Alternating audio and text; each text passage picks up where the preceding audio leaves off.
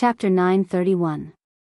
Published at 7th of June 2022 12:30 and 33 seconds p.m. Chapter 931. Rumors: if audio player doesn't work, press stop then play button again. Chapter 931. Rumors: metal spirit. The heartbeats of Isoltine, the other elders and even Engnerl in the distance all skipped at once. But, even then, it was especially so for Engnerl. Engnerl had assumed that Lionel couldn't be a very powerful crafter because the scanners didn't detect even a pseudo-spirit, let alone the complete one he was seeing now. So, to him, the appearance of this metal spirit meant something far different than what it did to the others, and his heart couldn't stop trembling out of control. He has a spatial treasure that can store life. Engnerl forced himself to calm down. For one, there was the matter of Lionel's background. If he had such a treasure, that only confirmed Anya's words as more than just nonsense a mischievous little girl was spewing to help someone they saw as a friend. In addition, it was also possible that this was Lionel's ability. The one thing their scanners didn't test for was ability index. If they did so, it would cause an uproar, so they had no choice but to make such a concession. Some forms of beast taming ability indexes also evolved such that their users could have inner worlds to maintain and nurture their creatures. So, he knew he shouldn't jump to conclusions. However, when that greed bloomed, it became difficult to suppress. Especially when the metal spirit before him was more valuable than even most spatial treasures of that caliber. Lionel ignored those around him, a bright smile blooming on his face. "Hey little guy, how was your spa day?" Bloop. Bloop, Lionel chuckled. Usually, he would have little Tolly on his wrist. But, after the segmented cube evolved, it gained the ability to nurture spirits as well. So, he had been leaving little Tolly in there. In truth, Lionel felt a bit bad after neglecting little Tolly for so long, so he had been spending a lot of time communicating with the little guy, especially during the dimensional cleanse trial where he didn't really have much to do anyway. So, the two were much closer now than they had been back when Lionel had left him for 2 years. Of course, it wasn't exactly Lionel's fault that had happened. But, little Tolly was still in his infancy stages. You couldn't exactly tell a baby why it was logical that their parent had left them, right? The result was Lionel being especially doting toward little Tolliver now. So cute. Anya all but squealed as she watched little Tolly turn into all sorts of shapes and sizes. Lionel smiled but didn't say much of anything. "All right, little Tolly. Let's go." Bloop. Little Tolly shot out from floating above Lionel's palm like a speeding bullet. In one instant, it was before Lionel, and in the next, the little guy was hovering just past the 3-meter mark, dancing about with a childish flair. Sometimes little Tolly would take the shape of a star, sometimes something as random as a baseball bat, and other times it would even become creatures. The little guy's favorite creature to imitate was definitely little Blackstar, so it would often become an adorable little silver mink, its whiskers twitching about as though to mock its foe in his absence. Lionel didn't restrict little Tolly's freedom or adventurous side in the slightest. One would have thought that this would impede his control, but even as little Tolly flipped between whatever images came to its mind, the little one still hovered exactly at 3 meters without strain to either Lionel or itself. Pada Oviel, with just a casual beckoning of his finger, little Tolly came back, hopping up and down in the air as though asking for praise. The elders and Anya watched in astonishment as Lionel actually pet the little silver mink without a care for his hands. Anya would have screamed out to say something, but she too was a bit in shock that Lionel had passed the test so easily. They suddenly realized right then that Lionel wasn't bluffing. If not for the Tier 3 cap, how far could he go? Visit Readle.me for extra chapters.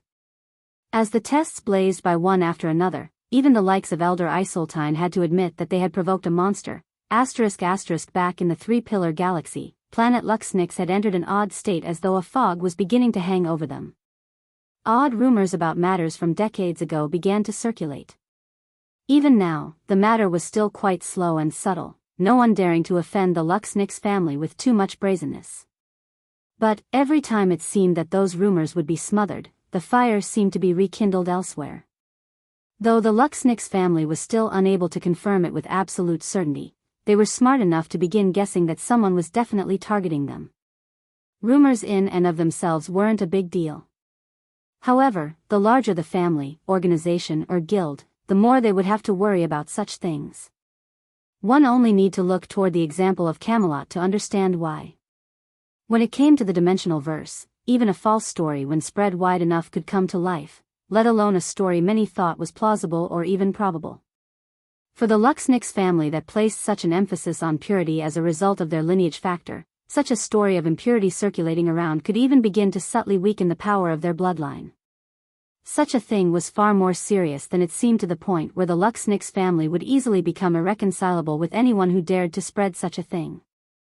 But what would they do if everyone felt it was true? At that moment, there was a group of young men indulging in the fine dining planet Luxnix had to offer. It was said that the unique air of this world allowed women to grow up to become more beautiful, so they were quite famed for their gorgeous waitresses and hostesses.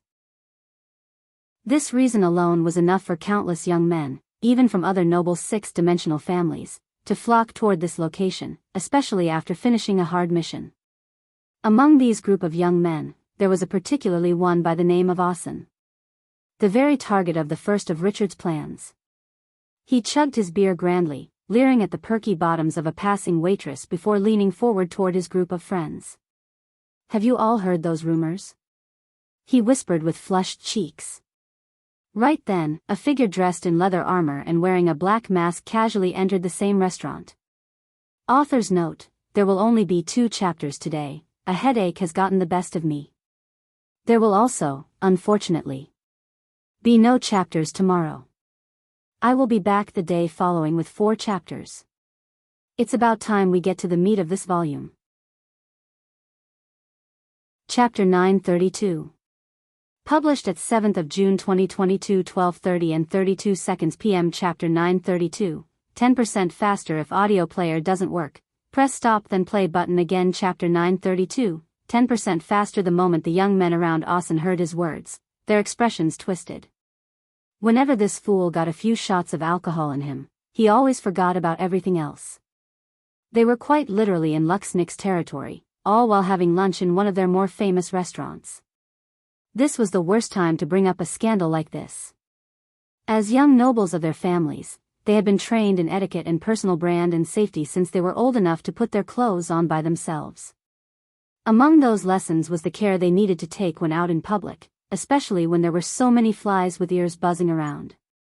Who knew how many young masters had had their lives ruined by being overheard by a pretty waitress?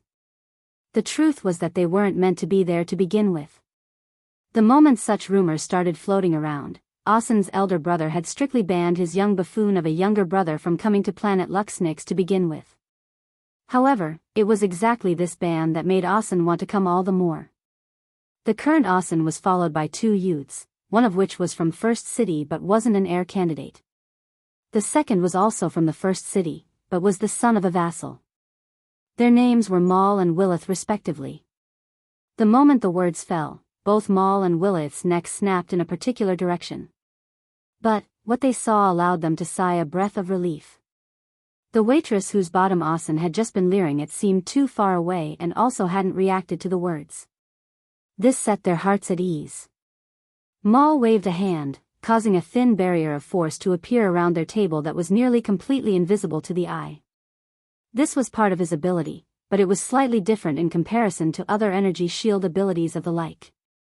Asen, please watch your words. Asen snorted. I can't ask questions. He took another chug of his beer, his cheeks already turning rosy. One would have thought that his alcohol tolerance would be far greater with how burly he was. But a secondary look would tell you that Asen was far less burly than he was just chubby. He was just quite lucky in the fact that his frame was quite large thanks to his lineage. But, rather than filling it out with muscle, you could probably cut him open for a few pints of beer if you were so inclined.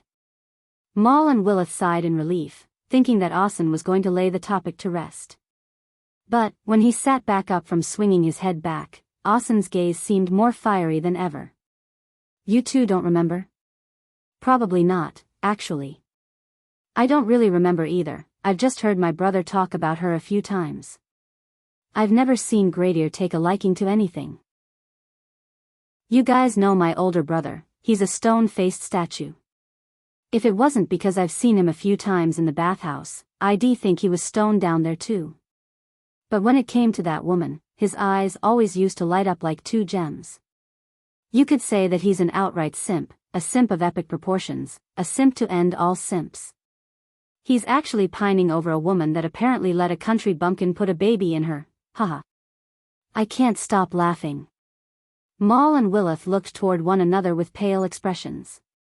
Only Austin would dare to say something like this about Gradier.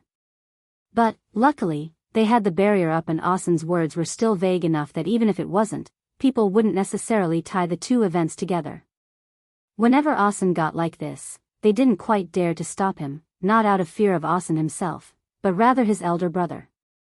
At the same time, though, they didn't dare to join in either. What a joke, they still wanted their lives. And, Gradier always seemed to have a method of finding out things other people didn't want him to figure out. Visit Rietal. Me for extra chapters. So, they remained silent. Haha. That big brother of mine has always been so perfect, and yet he made such a mistake. I really can't stop laughing. It's too funny. Austin hiccuped, his awkward breath getting caught somewhere between a gasp, a heave and a burp. It was like the mouth equivalent of not trusting a fart. Only Austin could accomplish such a great feat, admirable indeed. In the end, what came out was a bubble of spit before Austin fell over in his chair. He hadn't even reached the ground before he was suddenly snoring so loudly that Maul and Willith almost felt the need to cover their ears. Maul shook his head. Waving his hand again, he dispelled the barrier and called a waitress over. He then used a connected service to book a room in a nearby and the owner of this restaurant had a stake in. He had flown in a shuttle with a drunk, bloated and burping Austin before. He refused to do it again. One such event was enough trauma for a lifetime. Plus, there was still some business to handle. Hours later, the sun set and planet Luxnix fell into darkness. With how the three planets rotated around one another, there was always at least one that was experiencing a bright day. This coupled with how frequent and easy travel between them was, there was no such thing as closing time for most establishments. However, this didn't mean that workers didn't have off shifts. It was right then that a particular young lady with a perky bottom accentuated by her tight, short skirt, waved her goodbyes to her colleagues and boss. She drifted out of the restaurant, a peculiar light in her eyes glowing bright after being hidden all day. Her steps were about 10% quicker than they usually were and her breathing was also slightly shallower than normal. It was like she had an excitement within that could hardly be contained. And yet, all of that deflated the instant she chose to take a shortcut through an alleyway. An alarming feeling of danger gripped her as two figures blocked her path forward and back. Chapter 933.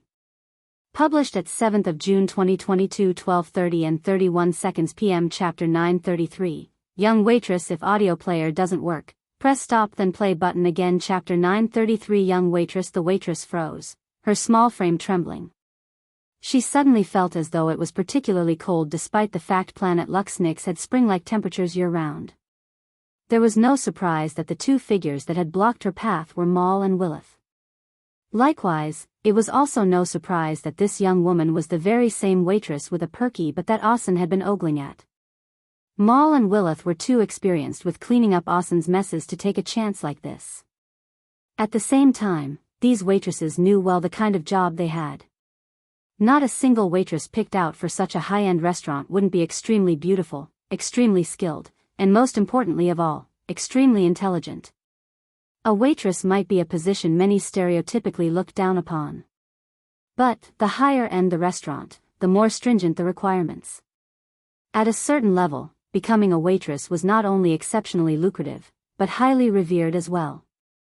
Due to knowing such things, Maul and Willith had even come together, cutting off all paths of retreat and not taking a single chance. Even when this young woman began to shiver in fear, they didn't lower their guards in the slightest. It was possible that she really was so weak. But, it was equally as possible that she was a talent that surpassed the two of them. In that moment, without even waiting for any words to be exchanged, the two shot forward, killing intent thick in their gazes. Maul had already set up a barrier to block out all sounds. This one was even thicker than the one he laid in the restaurant. A vast energy coated Maul's palm as he struck toward her chest. A spark of lightning ran through Willith's irises as he too struck out, but toward her back. It was right then that the seemingly frail young lady sprung to life. She slipped out of her high-heeled shoes in one smooth motion and tore a line up the thigh of her pencil skirt, uncaring for the skin or undergarments she exposed in the process. What was her dignity if she couldn't keep her life? She knew exactly what was happening here. It seemed that her act in pretending not to hear a thing earlier hadn't worked. Or rather, maybe it had worked, but they still chose to cut away loose ends and not leave anything up to chance. It seemed that after a few years of working in the industry, she finally ran into her first life and death situation. But all hope wasn't lost. They were in the middle of the city. As long as she could find a chance to break through those barriers, the guards would be alerted and she would have a good chance to live.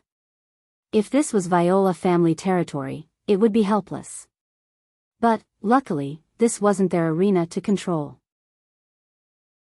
The young woman's body became as nimble as a panther's, her body taking a quarter spin to the side and arching out of the way of the two strikes. Maul and Willith's palms smashed against one another, missing their target. The resulting impact sent the woman flying toward a wall of the alleyway, something she took full advantage of. Her toenails seemed to grow into 2-inch claws, tearing through her black stockings and cutting into the wall to anchor her propulsion upward. Before Maul and Willith could react, she was already more than 10 meters in the air, her arm cocking back as her fingers also grew with claws, each one having their own metallic sheen beneath the twinkling golden moonlight. The young waitress' back was bloody from the impact of Maul and Willith's strike, her once tight shirt having been ravaged by violent force and her trickling blood. She could feel her vision swimming as she forcefully kept it together. Just the aftershocks of their strikes put her in such a state. Yet, even without looking back, she could tell that both of them weren't injured even after exchanging blows like that. The difference between them was clear and obvious, at least in terms of defenses. This was her one chance. She had to break through this barrier. Visit Readle.me for extra chapters. The young woman's eyes lit up with excitement. She had made it. Her claw ripped forward, coated by a menacingly sharp force. It tore through the energy barrier Maul had set up like a knife through butter. The young waitress' chest expanded as she took a deep breath. Help! Someone is trying to kill me. She roared out at the top of her lungs. She put so much effort into tearing through the barrier that she lost sight of the building before her. In the back of her mind, she felt that tearing through that energy wall had been too easy. She had put so much effort in the swing that it knocked her off balance, causing her to lose a chance at staying latched onto the tall walls. The young waitress found her falling back to the ground, her expression changing. She realized in that moment that she still couldn't hear the bustle of the city even after tearing through the barrier. There's more than one barrier. She realized in that moment that she had made a mistake.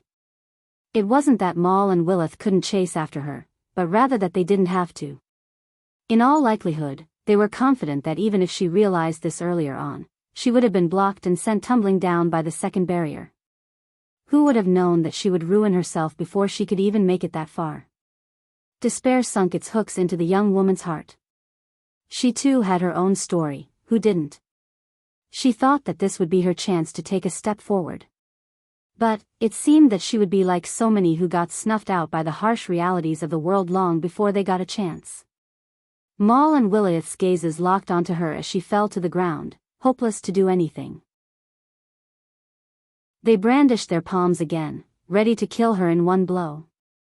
Until, they sensed a killing intent sharper than even their own.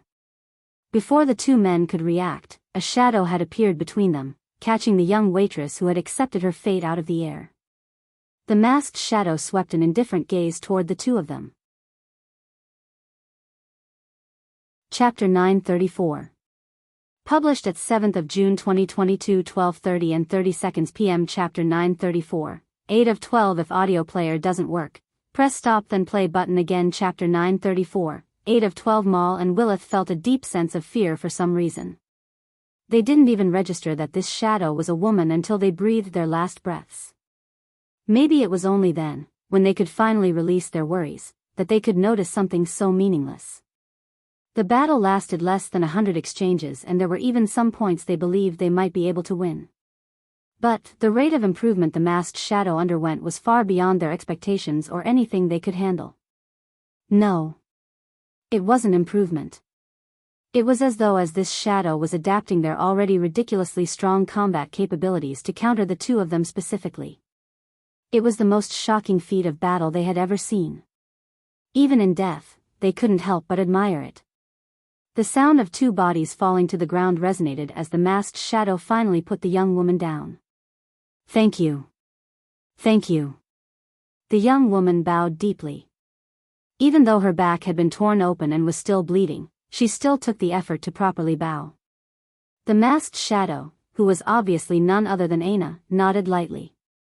In her hand, she brandished a spear, much different from her usual battle axe. But it was hard to tell that if this was another training method to help her break through, or if she was just trying to hide her identity. If Maul and Willith had known that they died to someone not even using the weapon they were most comfortable with, who knew how they would react? Seeing that gratitude of the young woman, Aina nodded lightly before vanishing. Her mission had already been complete. In truth, she was supposed to follow Asen around until he slipped up and could be pinned with the crime of spreading false rumors by the Luxnix family. But this was just the third day and he had already failed so epically. Richard knew that Asen had his elder brother's followers cleaning up after him, so he had sent Aina here to interfere with their cleanup duties. The fact that Maul had put up such a convenient barrier only helped her out. The battle had been more difficult than she thought it would be, though. The two might have been from the first city, however they were under the umbrella of their families. Only when you became junior general would you be assigned to a city based on your own strength.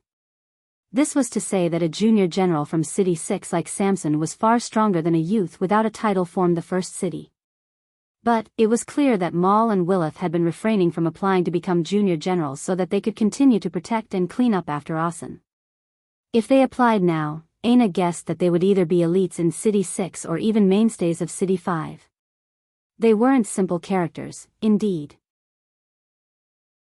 But that also meant that since Asen's elder brother, Gradier, dared to send them here without worrying for their dissatisfaction, his true subordinates were far more powerful than this. It seemed that the competition of heirs was ramping up as they slowly reached maturity. The closer they got to the sixth dimension, the closer the elders of the past generations would be toward having to make a final decision. And now, Richard had thrown down the gauntlet. The young woman watched as Aina vanished, the sounds of the city entering her ears once more. She looked toward the dead bodies and panicked slightly before regaining her bearings. One part of her wanted to go home and forget that any of this had ever happened, but she was much smarter than this. She knew that the fact Aina had come here to save her was not a coincidence, this was definitely planned. Now, even if she wanted to, there was no way out of this. If she really went home, she bet it wouldn't be long before Aina appeared before her again. And, if that happened, rewards she could have monopolized for herself would probably end up in someone else's hands. Gritting her teeth, the young woman made her resolve. Visit Rietal. Me for extra chapters. It was exactly like this that a small character set rolling the events that would embroil 3 planets into chaos. Asen snored away like some sort of big baby. The bed he rolled about on was easily enough to fit half a dozen people comfortably, and yet he somehow managed to go from edge to edge without much effort. The smell in the room was absolutely foul despite how high-end and luxurious the accommodations were. Unfortunately, no amount candles and incense sticks could match the fog of alcohol, vomit and shit-stain-inducing farts. However, it was exactly then that Asen's dreams came to an abrupt end. Bang! The heavy oak doors of the hotel room flew off their hinges, shards of splintered wood sprinkling through the air and falling to the ground. Asen, no matter how much of a deep sleeper he was instantly awoken. Fear, shock and confusion colored his features. It was clear that he had no idea what was going on. He had just been in a land of dreams when he suddenly heard a lot of banging, shouting, and roaring. If it was just a battle, that would be fine. But it felt like all this noise was being aimed at him. Why? What had he done? What the hell? At that moment, a middle-aged man wearing tight, white leather armor walked in. He had a 12-pointed star radiating a delicate light on the left of his chest and 2 beautifully embroidered feathers on both of his tall collars. To his waist, an exceptionally thin sword could be found, so thin, in fact, that one might not even be able to tell that they had been stabbed until it was far too late. Asen's expression changed and the fog of his mind finally vanished when he saw this middle-aged man. It was as though a bucket of cold water had been poured over his head as he was stunned awake. This uniform could only be worn by the most elite guard of the Luxnix family. While the Viola family had vassals, the Luxnix family had feather star warriors, and this man actually had 8 of his 12 star points illuminated. Asen didn't know what he had done, but he knew that it was serious now. Chapter 935. Published at 7th of June 2022 12:30 and 29 seconds p.m. Chapter 935. Try if audio player doesn't work. Press stop then play button again. Chapter 935. Try, bind him. The middle-aged man said coldly. Asen's expression changed. What is the meaning of this? I am a seed of the Viola family's main bloodline. You can't do this to me. The middle-aged man hardly reacted to this realization. It was clear that he was perfectly aware of Asen's identity, as the young waitress had reported this. This was part of the reason why they had sent someone of his stature to deal with such a thing to begin with. The Feather Star Warriors of the Luxnix family were not a joke. They were an elite guard that rarely, if ever, saw the light of day. They were split into 4 tiers. Starless, 4-point, 8-point, and 12-point. Of course, this ranking system was based on the most famous symbol of the Luxnix family, the 12-pointed star. Not many knew or understood the secrets behind this symbol or how it related to the snowy star owl, or if it was related at all, but what they did know was that the Luxnix family would be willing to go to war to protect its prestige. To be a 12-point feather star guard was the absolute highest honor, and such trump cards rarely left the family grounds. But this could even be said for the starless guards as well. The fact that an 8-point feather star guard was actually sent here was enough to show just how serious this matter was and how furious the Luxnix family was about these circulating rumors. Asen wasn't able to resist as he found his wrists and ankles chained. His combat prowess wasn't very high to begin with, so how could he be a match for such elite warriors? The entire city fell into silence as Asen was dragged away. The number of eyewitnesses were so numerous that it was impossible to hide, and maybe the Luxnix family didn't want to hide it. At the same time, though, those that had a guess as to what was happening didn't dare to say a word. There was a saying on 21st century Earth that said what appeared on the internet would always be there. It was just a way of letting everyone know that there were some things that couldn't be taken back, and it wasn't so easy to erase the truth. However, were things still so simple when the technology in question was far beyond that time?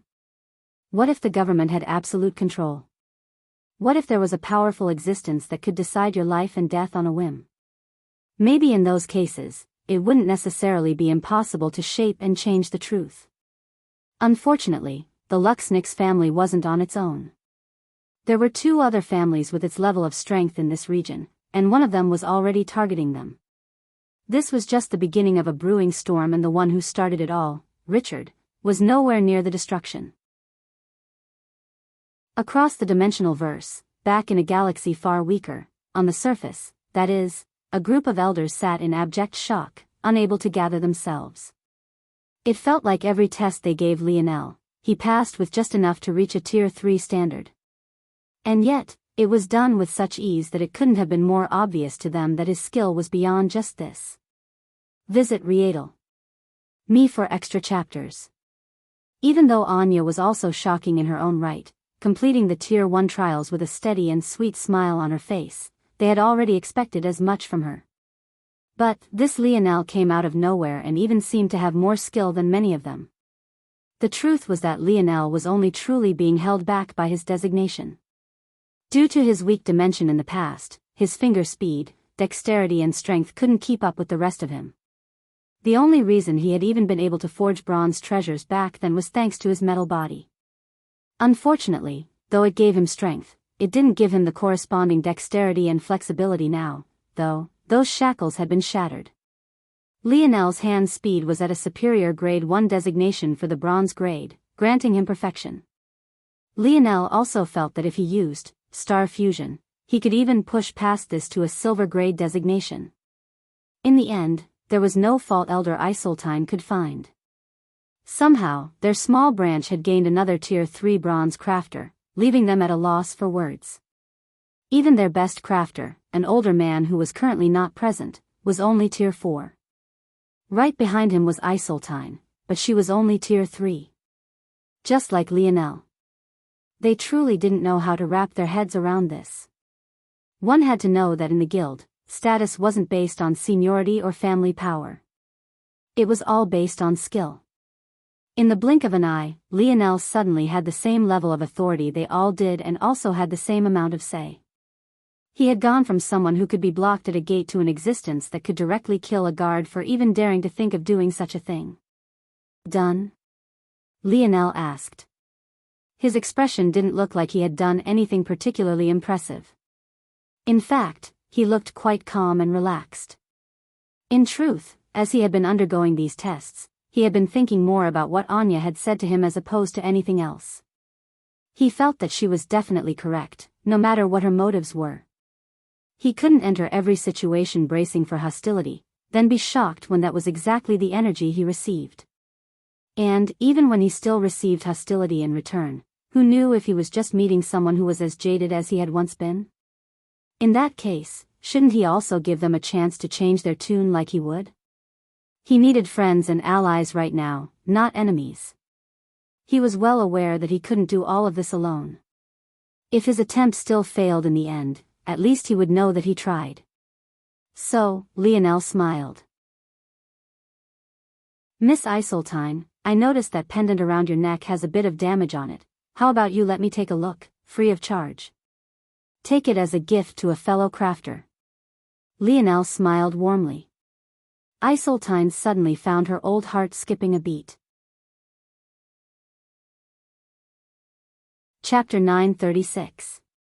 Published at 7th of June 2022 12:30 and 28 seconds p.m. Chapter 936. Not a big deal if audio player doesn't work. Press stop then play button again. Chapter 936. Not a big deal. Isoltine snapped out of her surprise, subconsciously shaking her head. She had been so annoyed with Lionel all this time that she hadn't noticed until just now that this boy was quite handsome. Wait, what was she thinking? She was old enough to be his grandmother's grandmother. She had grown out of the swooning over pretty men stage a long time ago. Though there were still some faint lines of beauty on her aged features, definitely above average for a woman as lived as her, she wasn't under the illusion that she could still attract men with her looks, at least not men who weren't at least as old as she was, that is. But, even those old bastards would prefer to chase after youthful swan meat.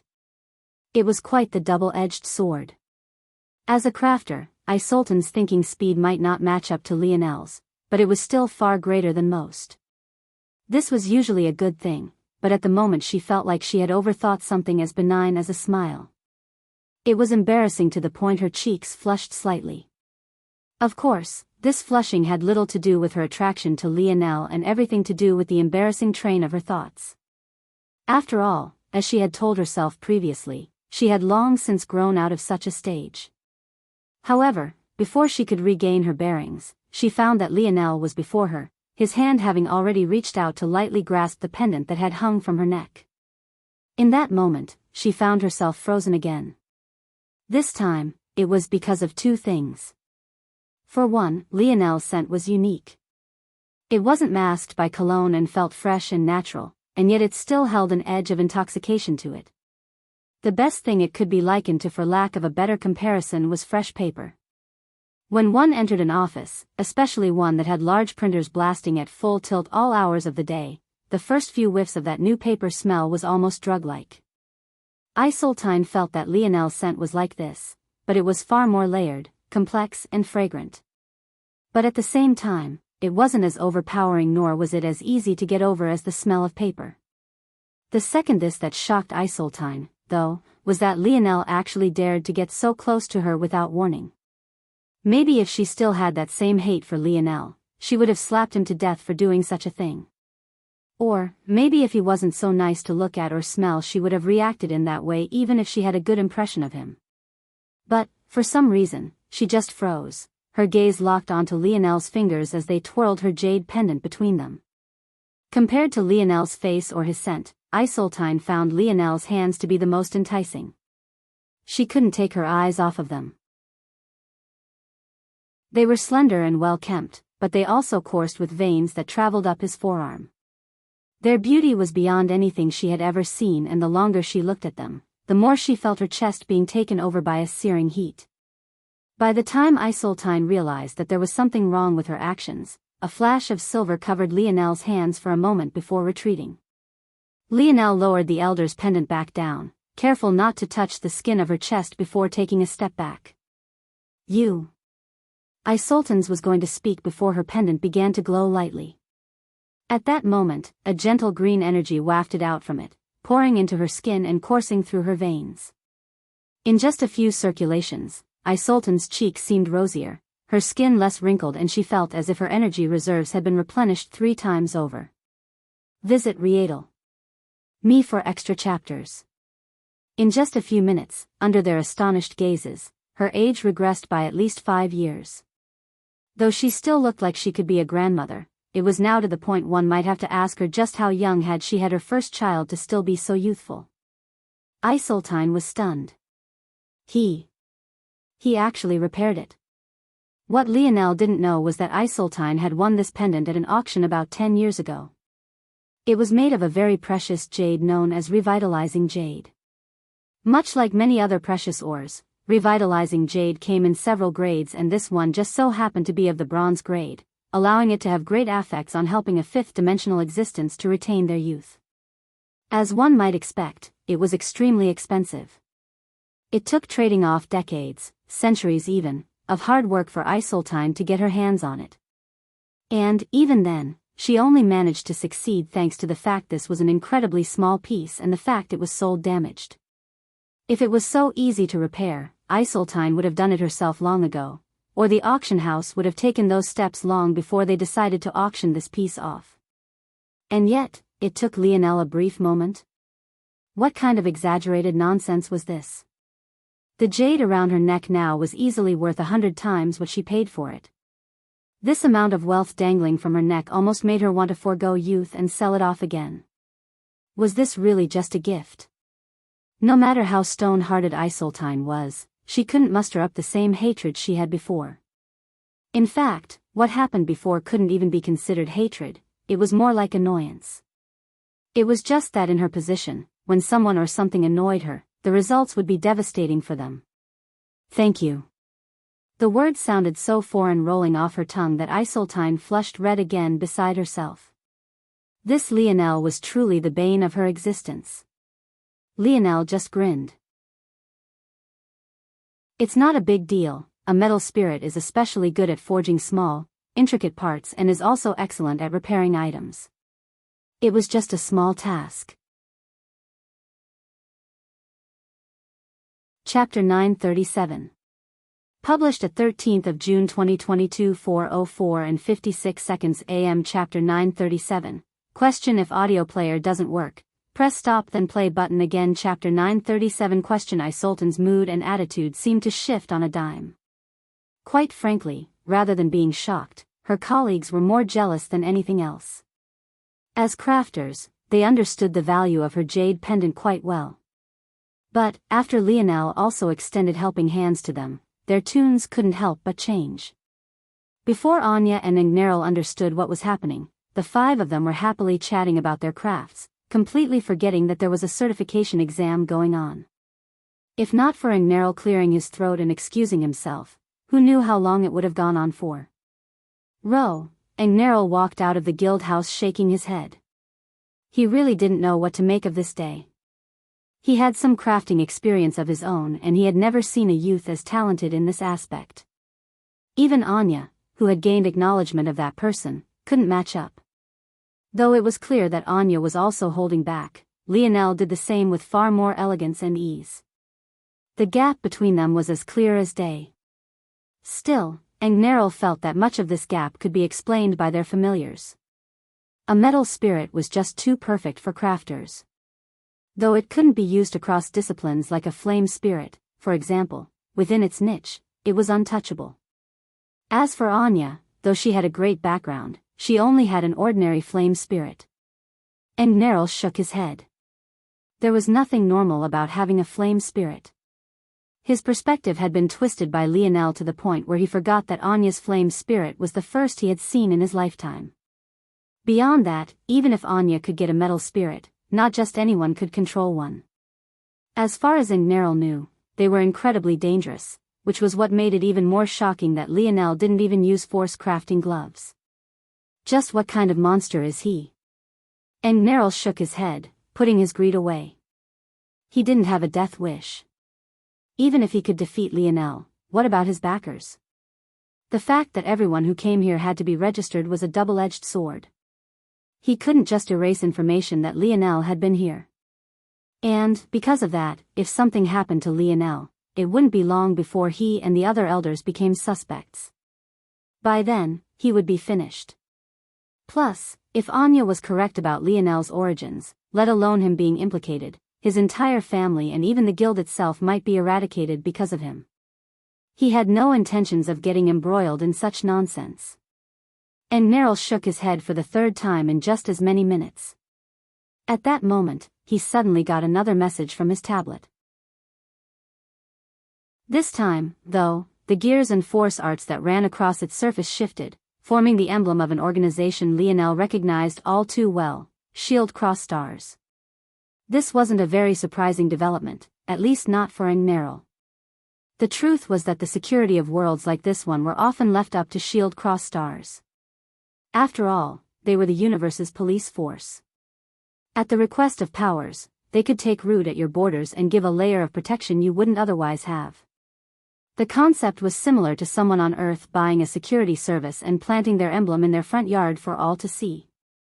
Sometimes, the fact that there was a certain level of security to begin with was more important than the security or its level itself. This was mostly a route taken on by guilds and merchant hubs, while organizations, kingdoms, families, and empires usually handled their own security.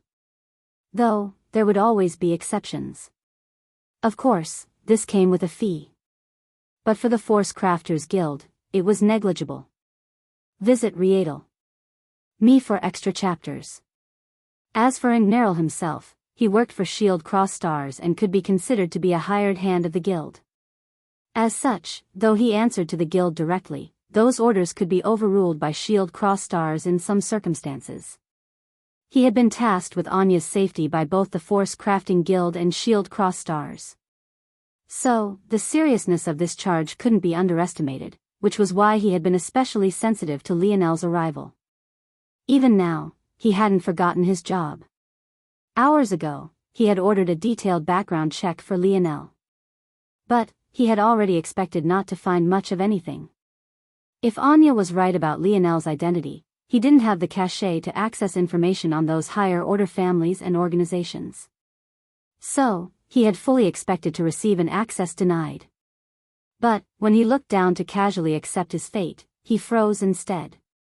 What? Why are you looking at me like that? Lionel smiled, looking toward Anya, who was observing him curiously behind her veil.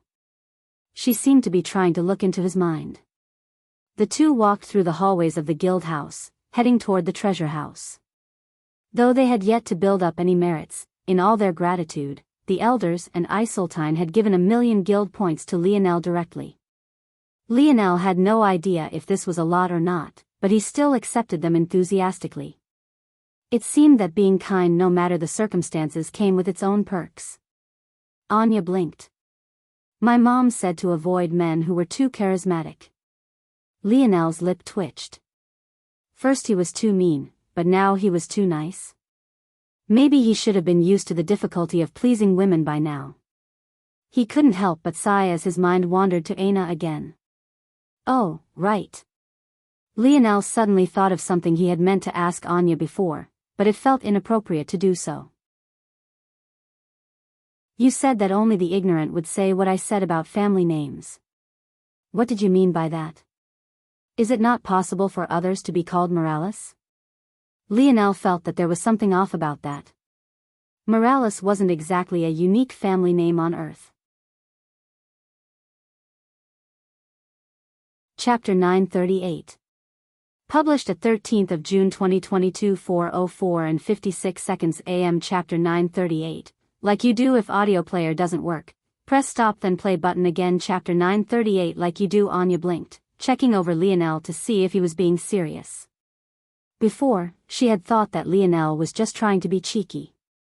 After all, someone of his standing should be well aware of the reason. But, she was confused to see that Lionel was actually serious. Was he really not from the Morales family? No, that didn't make sense. Metal spirits rarely submitted to anyone outside of members of that family, and little Tolly seemed far too obedient. Plus, she could sense a strong Earth variant affinity coming from him. Anya shook her head, not minding it anymore. The higher level someone is, the more unlikely it is for them to share a name with such a powerful family. The fifth dimension is already too high for you to still be able to casually call yourself Morales without truly being from that family, especially since you're so young. Why, though? Well, just the same as the future can influence that past, the inverse should obviously be true as well. In fact, though that much should be intuitive, it's even deeper than you think. It's more accurate to say that the past can change the future. Lionel's brows furrowed. He felt like he was back in school learning algebra for the first time. What kind of nonsense was this? It was both obvious and baffling at the same time. It was obvious that the past affected the future. But what did it mean for it to change it? After the past happened, wouldn't a set future decided by cause and effect already be set into motion? What did it mean to change it? If I had to explain it as simple as possible. If someone of your caliber appeared and shared the Morales family name, all while not being affiliated with them, it would mean that the destruction of the Morales family wouldn't be too far away. Well, it might not be so exaggerated. But, the Morales family probably wouldn't allow it to happen. You'd probably have your own personal swarm of bodyguards coming after you. Lionel's expression became weird. How could any of this be considered an explanation? Actually, Anya tapped a finger to her veil-covered lips. If it was you specifically, it would definitely mean that the destruction wouldn't be far away. They'd probably even send a seventh-dimensional existence a step away from the eighth dimension after you. Anya kept babbling on and on as though Lionel should already understand what she was saying, but he was only growing more confused. And why him specifically? Why me specifically? Anya blinked and turned her golden gaze toward Lionel. Something about her felt far more profound than it had before, an odd, almost ancient force swirling about her. Because you're dangerous, Ro. For a moment, it didn't even seem that Anya was the one who was speaking, but rather someone far more aged and mature. Compared to the mischievous girl that Lionel knew, she was completely different to the point they could only be comparable in looks and nothing else. Lionel didn't know how to respond to this in the slightest. What about him was dangerous, exactly? He couldn't help but think back to the words his coach had spoken about and the backstory that connected him and Lionel. He still didn't know how those machines of Earth had concluded him to be a danger to society. However, Lionel believed he had come up with an explanation for this. Back then, Earth couldn't even properly categorize his ability because it could only properly read 5% of his DNA and was confused by the remaining 95%. Wasn't it obvious, then, that it could have misread him in this situation as well? This conclusion had helped Lionel to throw those matters to the back of his mind. He had always subconsciously ignored it, even to the point where despite always telling Aina everything. When it came to this, he never did. Plus, hadn't he lived a perfectly normal life to this point? How could there be anything wrong with him? Visit Rietal. Me for extra chapters. So why was Anya saying this stuff now? Anya looked away and Lionel shook his head. He found this woman too difficult to read. He just needed to focus on healing himself so that he could more confidently take his next steps. It was about time he checked in on Elther and the Oryx. The guards of the treasure house were stunned to see two youths approaching, but they soon had no choice but to accept the reality. A duo of such youthful bronze crafters was something they had never seen before. This storehouse was shared between both Force crafters and Force pill crafters. It had shelves hundreds of meters tall and an eerily structured organization that made one think that someone had dedicated their lives to ensuring that everything would be perfect. Without much thought or a word toward Anya, Lionel found the section of healing herbs before he realized something especially intriguing. He didn't need to spend his guild points on these herbs. He just needed to use Dream's sculpt on them. That way, he could save his points for ores he could use in the future. He doubted that this treasure vault would have the ores he would need for his next divine armor. But that didn't matter. He could do a lot with what was before him right now. He just had to be quick about it. The matters related to Anya had already been thrown to the back of his mind. It didn't take Lionel long to find several healing herbs with light elemental attributes. Though most were fourth-dimensional, there were a handful of fifth-dimensional ones. Each of these were worth hundreds of thousands of points though, something that truly put Lionel's million points into perspective. Lionel, who was about to get lost in his own world, was suddenly startled. His head snapped back, only to find Anya had once again appeared by his side. Wait, had she appeared there, or had she never left? Now that Lionel thought about it, he wasn't sure of the answer to that. What are you doing? Lionel asked. Anya blinked. I have 0 guild points. I don't have a sugar mama like you do. She spoke as though this was the most obvious thing ever. Why wouldn't she follow him around since she didn't have points of her own to spend? Lionel was speechless. Last chapter of the day.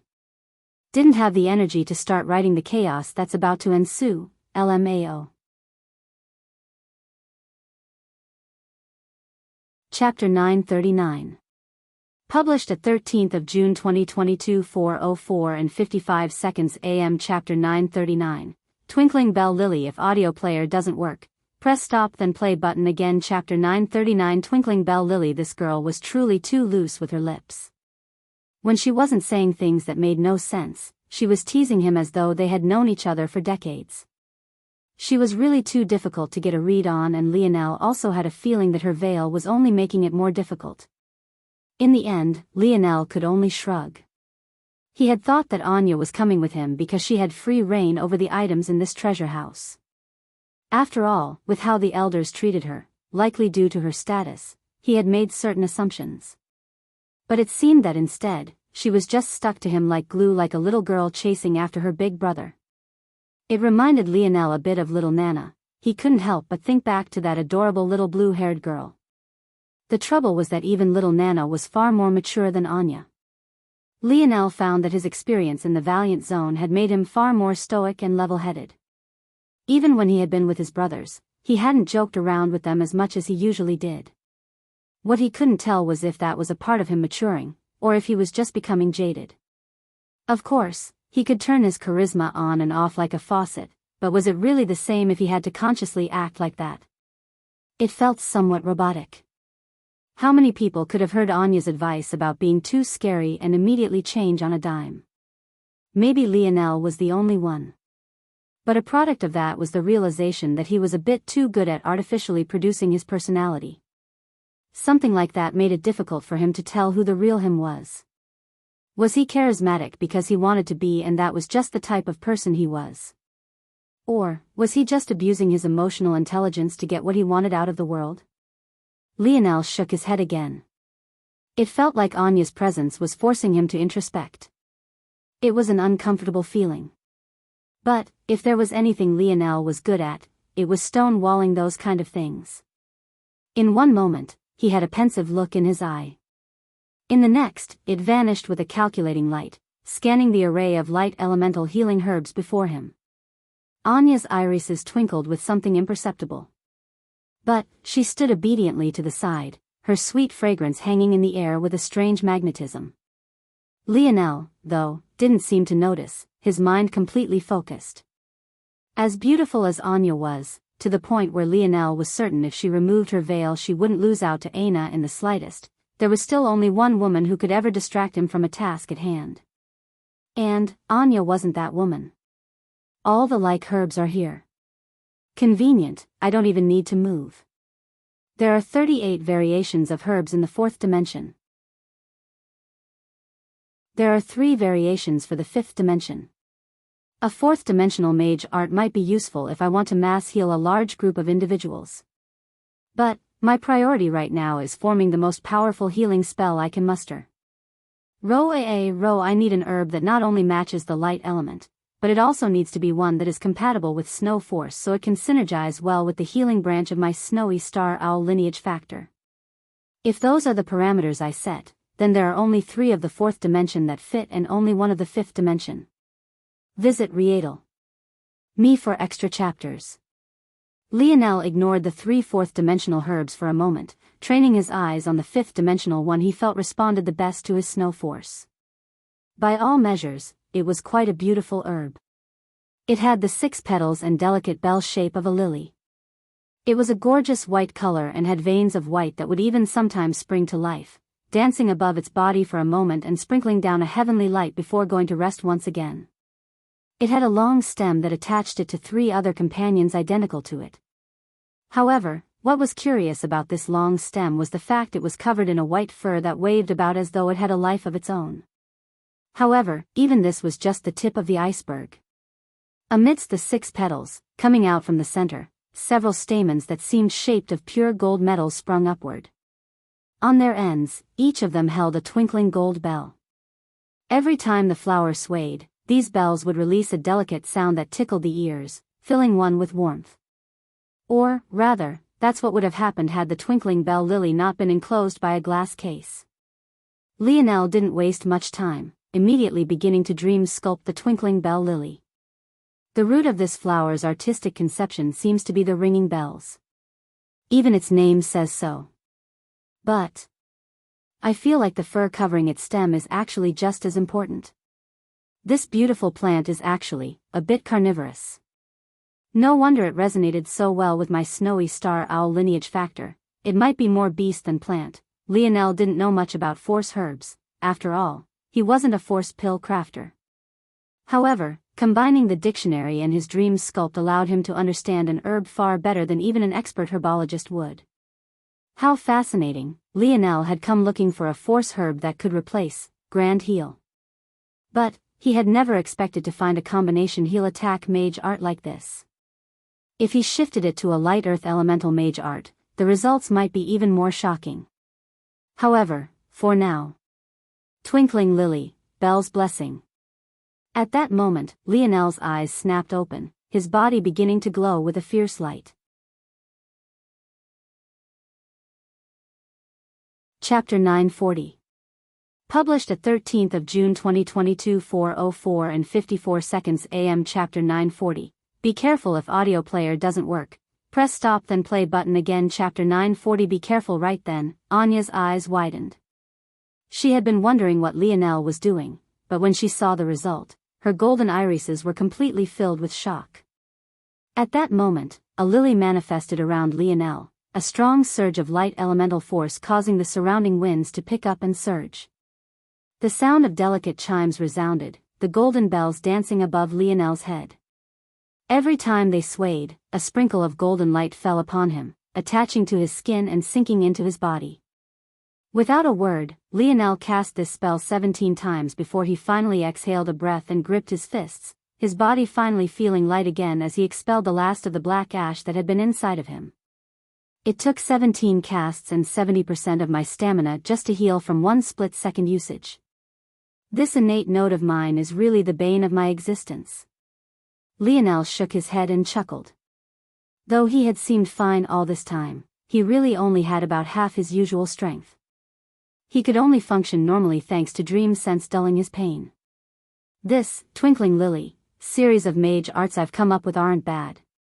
The Bell's blessing only has about 20% of its max healing potential, but it still did so well. Should I find some Star Force healing herbs that could be used with my vital Star Force? Lionel thought for a moment before he shook his head. His vital star force was too precious and took too long to replenish after he used it. It was best to reserve it entirely for using star fusion at a critical moment. As for why Lionel had only used Belle's Blessing, and not the full version of Twinkling Lily, that secret was rooted in the hidden carnivorous nature of the Force herb.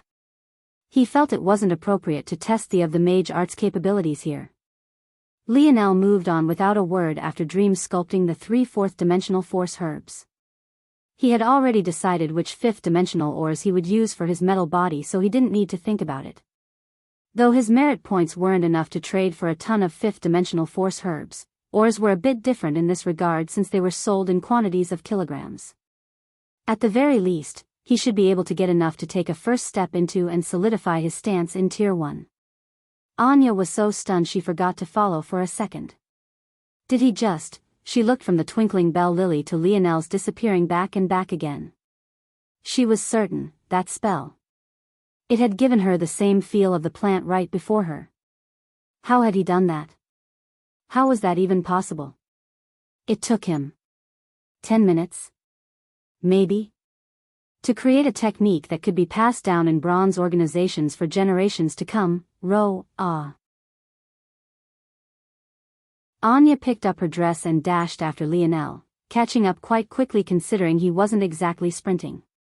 She continued to look at him as though he was some sort of monster, following closely behind. Fifth-dimensional star core will still be my foundation, upgrading from fourth-dimensional.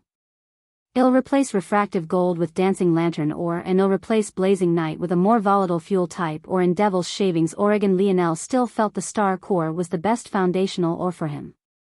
Dancing lantern ore worked similarly to refractive gold in that it could consume and concentrate the light elemental. But, whereas refractive gold was dangerous and could turn even a benign ray of sunlight into a deadly attack, a property that made Lionel's sniper rifle especially dangerous, dancing lantern ore was very docile. Dancing lantern ore could accumulate the light element to the point of saturation. Once it reached that point, its internal structure would begin to move and shift, thus the dancing part of its name. This dancing wasn't just an optical illusion, though. Once it reached this state, it was possible to choose one of 2 paths.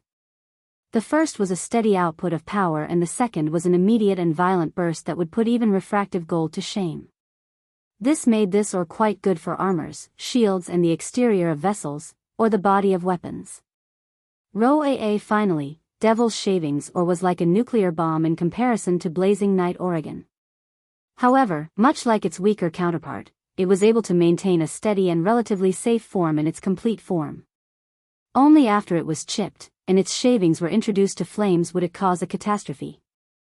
It didn't take long for Lionel to find what he needed. He wasn't stingy and directly spent all million of his points, and was even lucky enough to gather enough ores to enter Tier 3. Of course, he would need to be patient and couldn't enter it directly. However, it was possible to use the silver tablet to loosen and erase his bottlenecks before moving forward. But, something told Lionel that he couldn't casually bring that tablet out just anywhere. So, he would need a secluded place first. Visit Rietal. Me for extra chapters. Anya remained silent as Lionel picked out his herbs, but the light in her eyes seemed to dim somewhat as she did. If Lionel had been paying attention, he might have even been able to notice that she sighed as well. But, he had grown accustomed to ignoring her completely so that he could focus his mind. Only after he was finished and stored his things away did he finally look at her again. Where will you go now? It can't be that you'll follow me home, right? Lionel asked with a smile. Anya pouted. What would be wrong with me doing that? Are you trying to get rid of me? Lionel's lip twitched. He was indeed trying to get rid of her. He had things to do, he couldn't drag someone he barely knew around with him. Though, he had to admit, she was a pretty good shield. Thanks to her, things had gone far more smoothly than he thought they would. Just as Lionel was thinking of something to say in reply, a light lit on Anya's wrist, causing her playful expression to come with a touch of cold. It seems I have to go, she said lightly. Her voice was just as enticing as it always was. But, for some reason, she seemed 10 years older without aging a single second. Oh. Lionel blinked. Be careful, then. Anya's brows rose at Lionel's choice of words. She opened her mouth to say something before hesitating.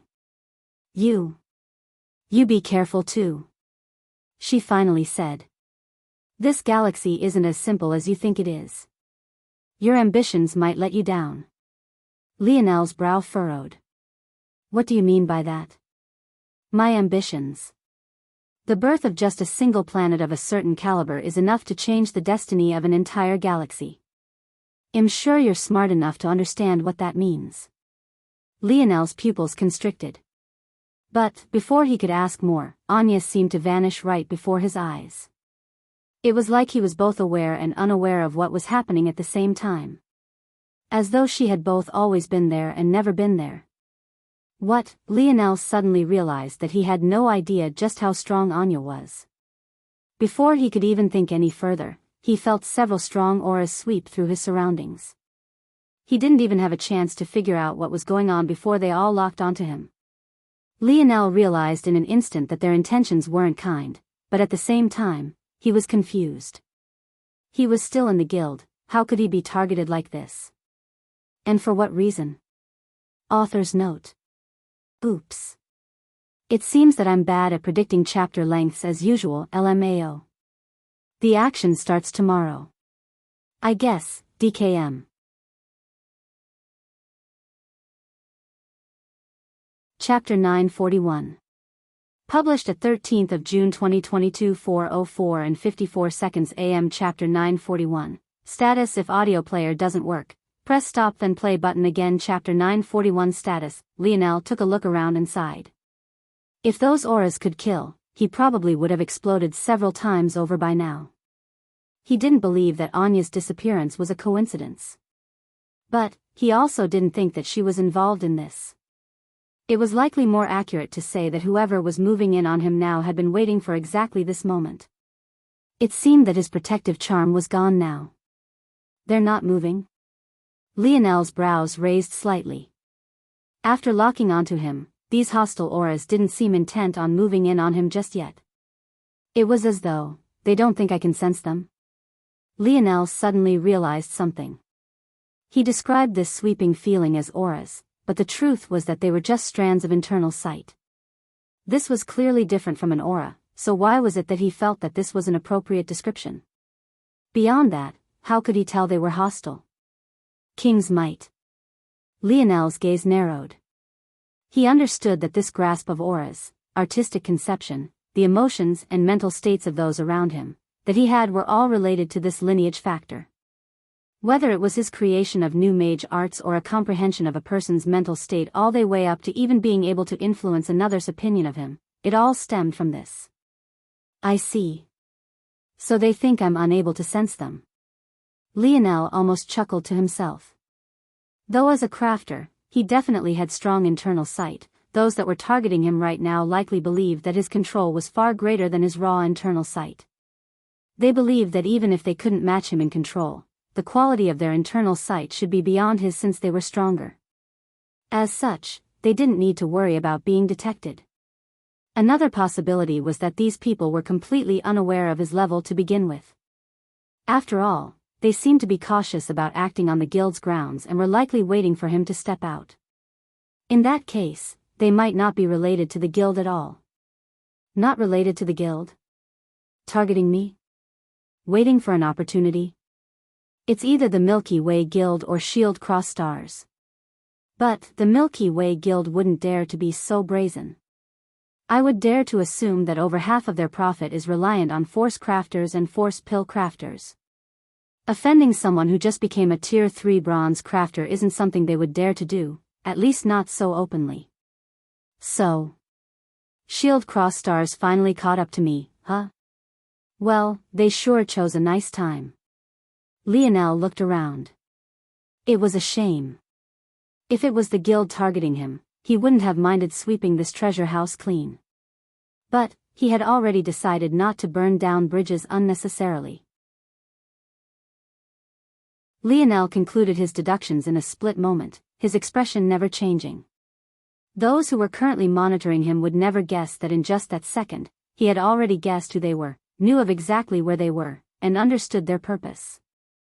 Well, since it's like this, maybe this could be an opportunity.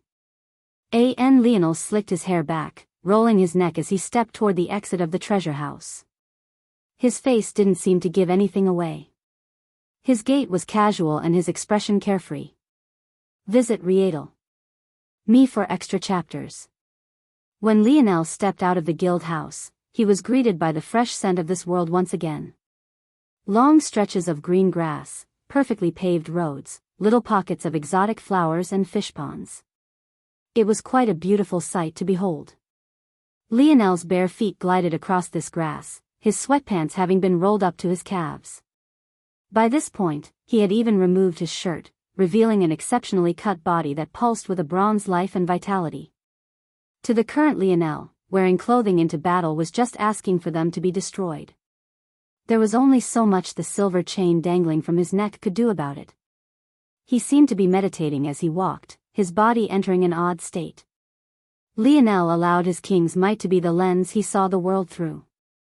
It gave him the feeling of someone riding an emotional high, completely in tune with the world surrounding him. It was then that the alarms of the world began to sound. High above in the skies, 3 warships came into view, each about 20 meters from tip to end. They had a sleek black exterior and a platform upon which 3 men wearing a very familiar uniform stood, long robes split into 4 at the waist, allowing the metallic leg armor they wore to shimmer beneath the sunlight every time the wind blew.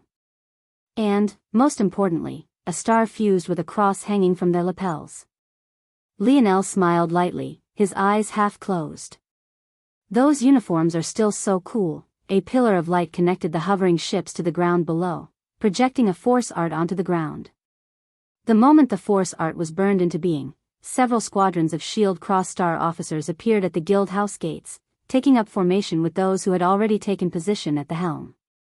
Lionel didn't recognize most of those who took the front position, but there was one man that made everything click for him. It was none other than Engnerl. At that moment, Engnerl stood a respectful half-step behind a man who seemed to be a few years younger than him. By now, Engnerl had already switched into Shield Cross-Star's signature uniform. Seeing such a lineup, Lionel realized that the charges that the person in collusion with Era had levied against him were not small in the slightest.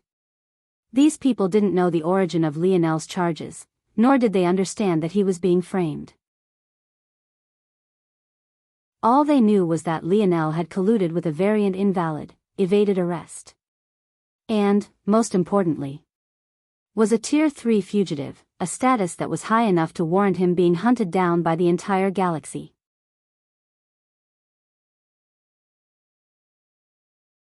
Chapter 942. Published at 13th of June 2022 4:04 and 53 seconds AM. Chapter 942. If audio player doesn't work, press stop then play button again. Chapter 942. Evacuate the surroundings. Tier 4 fugitive, Lionel Morales, stop all form of resistance. The voice came booming, but it made Lionel raise an eyebrow. Tier 4? I thought that previous guy said that if I wasn't handed in within 2 hours, I would become a Tier 3 fugitive. It seems that never got the chance to take effect. Lionel had no idea how lucky he was that this was the case. In fact, it could be said that Saga was only using this as a threat to force Earth's hand.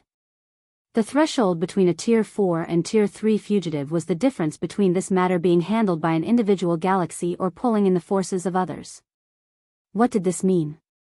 It meant that up to Tier 4, one's fugitive status was still relative to the strength of your galaxy.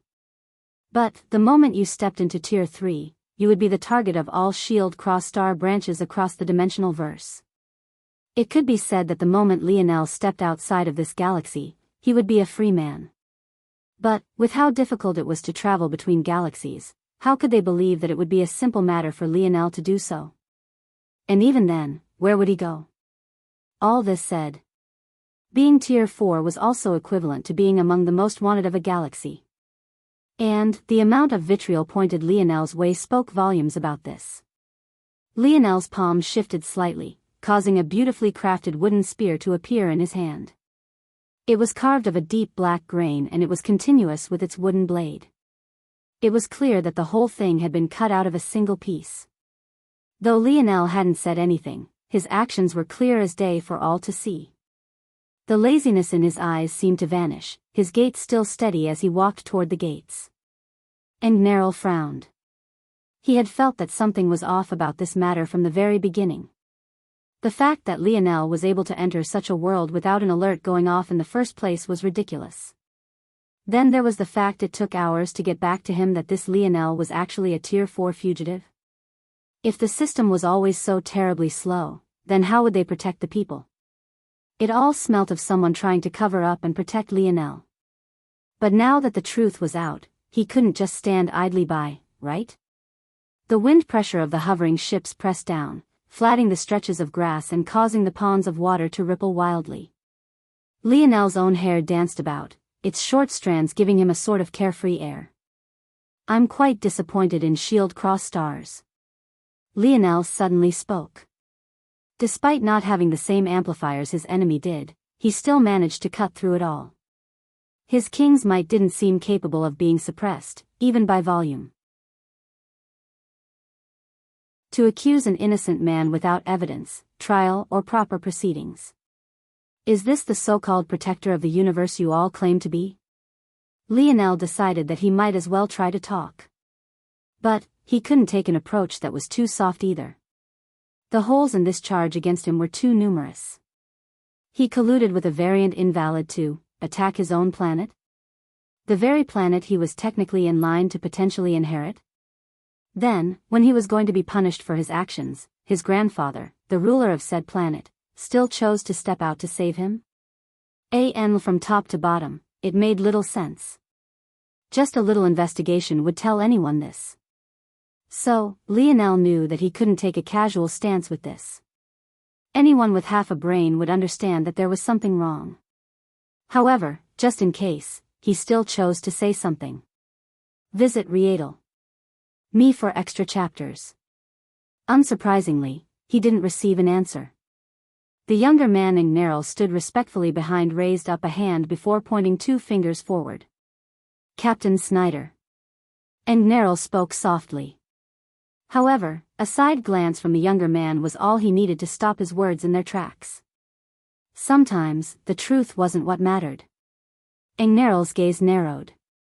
If they were going to offend Lionel, they might as well offend him all the way. There were no chances for half measures. In that moment, a squadron usually led by Neril shot forward. They were usually tasked with guard duties on this world. In fact, amongst them, there were 2 very familiar faces in Rio and Xander. It was no surprise that these 2 had the most sinister expressions of the lot. While the others were simply doing their duty, it clearly meant more to them. They no longer wore their flashy, golden, diamond-encrusted armor. The change made their auras sharper and far less of a joke. It seemed that they did have some skill beyond being lackeys to noble men and women far above their station. But did it matter? Lionel sighed lightly, his body stretching. He felt a bit stiff after just healing from so many injuries, but with as much emphasis as he placed on his flexibility and training it wasn't long before he felt light and limber. The group of 5 had already cut the distance between themselves and him. Should I kill them? Lionel sighed again, shaking his head. Forget it. I'll just decide depending on the situation. Die. Lionel suddenly found 2 spears piercing toward him at once. He looked down at them, meeting the hostile gazes of both Rio and Xander. Before their blades could even pierce through his exposed abdomen, the situation changed. In an eruption of ash, their weapons crumbled to nothing. They continued forward in a piercing motion, but without their spears, they stabbed at empty air, making it seem like more of a comedy routine than the instigation of battle. A light glow coated Lionel's black wooden spear. Before the 2 could react, their arms flew into the air in a rain of blood, their cries of agony filling the skies.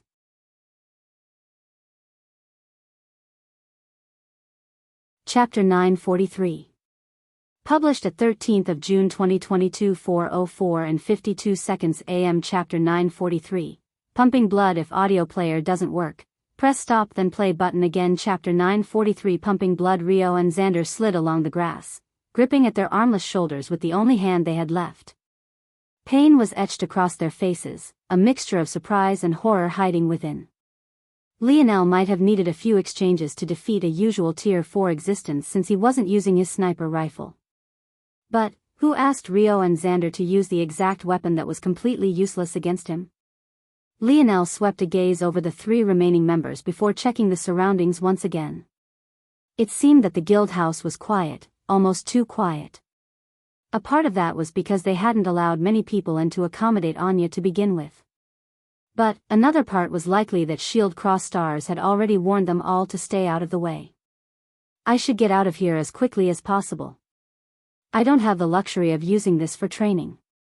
Who knows if they have more reinforcements coming or not. Lionel didn't want to fall into a trap of overestimating himself. As confident as he felt right now, it was exactly at such a point that he was the most vulnerable. His gaze turned cold, a dull fog of violet hanging around him as though to curtail the world.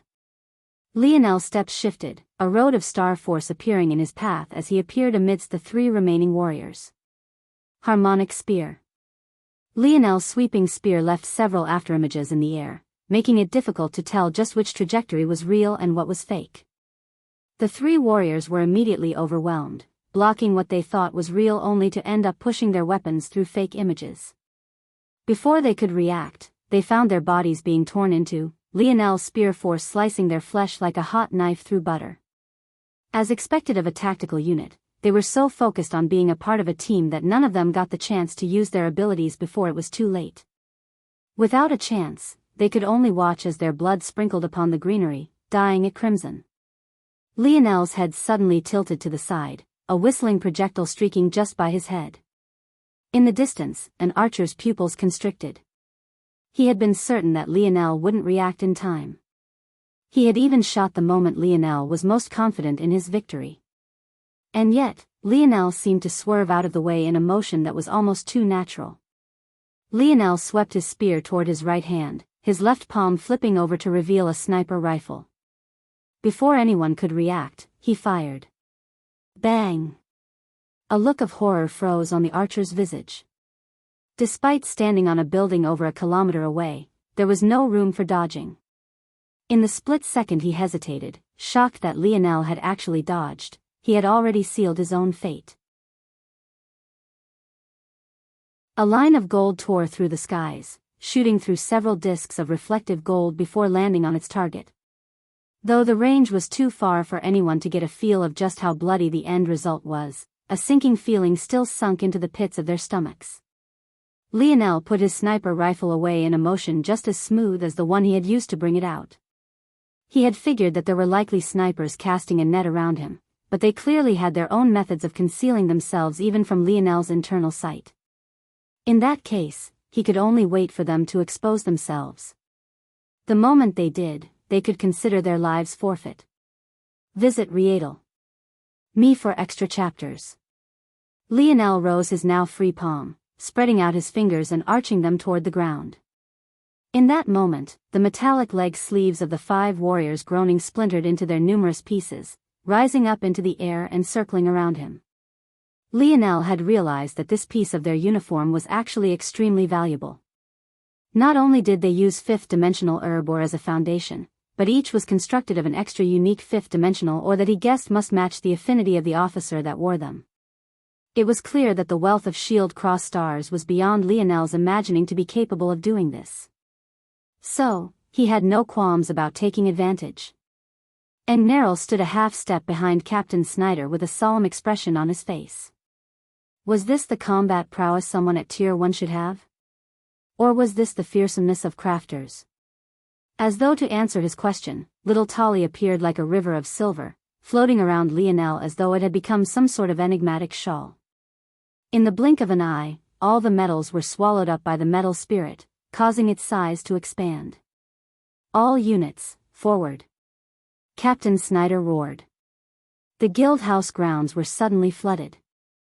Lionel counted that there were almost 100 of these ground units. And, unlike the group he had met in the Milky Way Guild, they were trained to work together and most definitely wouldn't get in each other's way. However, Lionel didn't seem to have eyes for them. Instead, his internal sight was still locked onto those 3 floating ships whose pressure had still not let up. Namely, his senses were locked onto the 3 men, one for each, that stood at the helm. Their hands were clasped down to their backs, their expressions not giving anything away as they observed the battlefield. Lionel's lips suddenly curled, his heart rate increasing as he continued to observe these 3 men. His smile became a grin, his gaze tinging with a bit of red as his aura blazed, the temperature in the surroundings skyrocketing to the point despite there being no flame, the grass in the surroundings still turned to ash. Lionel's blood pumped, his pale violet eyes gaining a brighter hue with every passing moment. A pillar of flames suddenly erupted as Lionel shot forward. He appeared before the first of the warriors in less than a single breath, his spear piercing forward. Meteoric impact.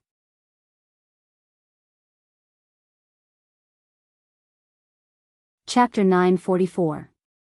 Published at 13th of June 2022 4:04 and 52 seconds AM. Chapter 944, Best at. If audio player doesn't work, press stop then play button again. Chapter 944 Best at. An eruption of fire turned whatever blood and gore there would have been to ash. In that moment, a headless corpse fell to the ground, much of its shoulders and collarbone burnt to black. Lionel's fingers flickered, causing another pair of metallic leg sleeves to shoot to little Tolly. His feet glided past several attacks, his left hand continuously tapping in the air. The speed of his fingers was so fast that concentrated blasts of air would arc downward every time he struck. It was as though he was playing the piano on the back of the wind, his veins pulsing with an undying power. Meteoric impact.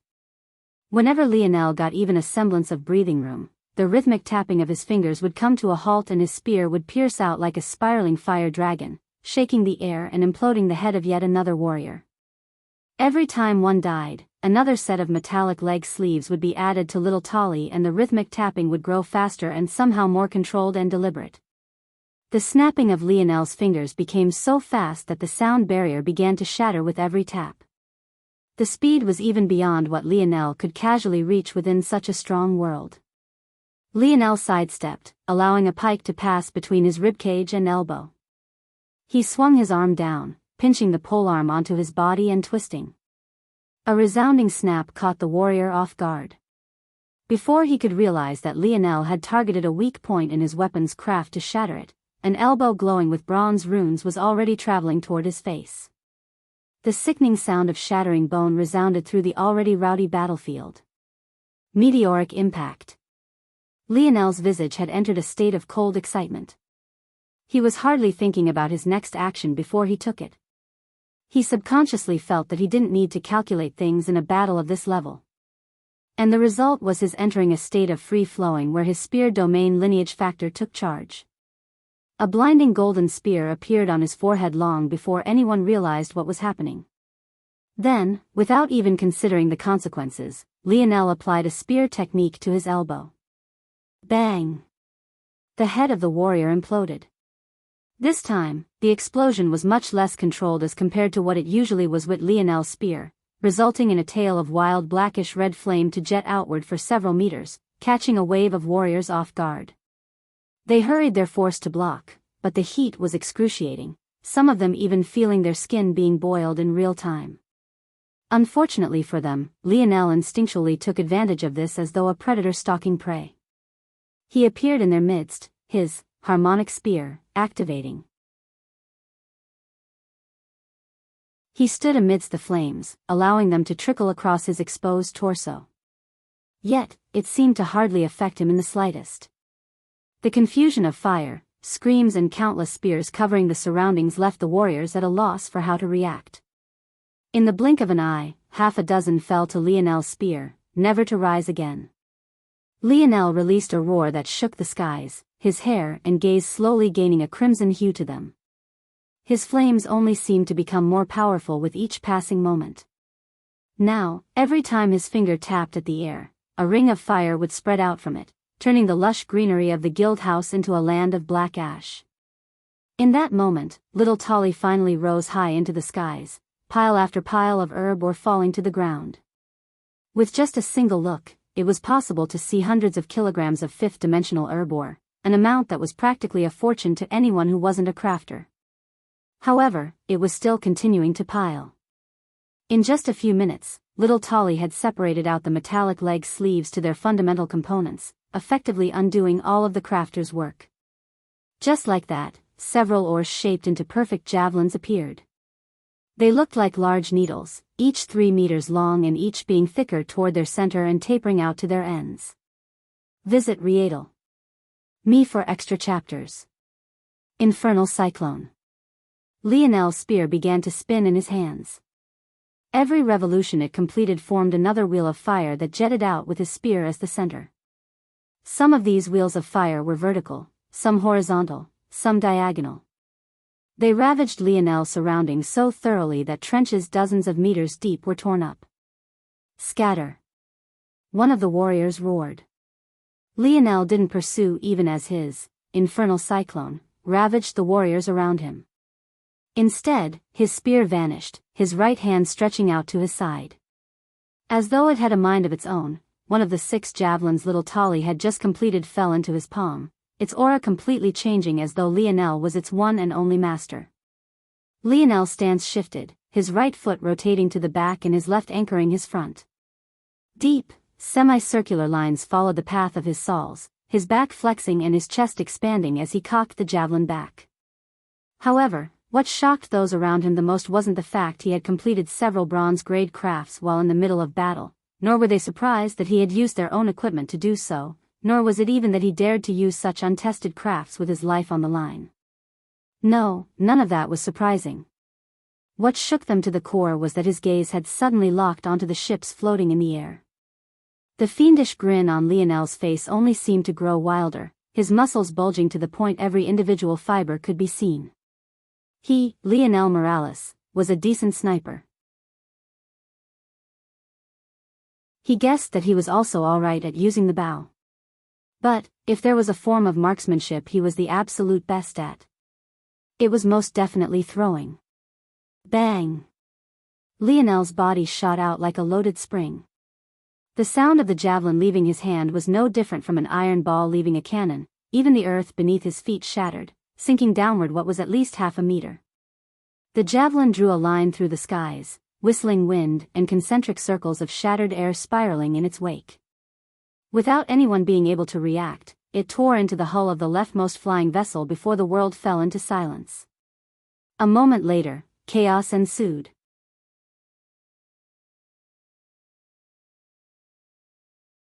Chapter 945.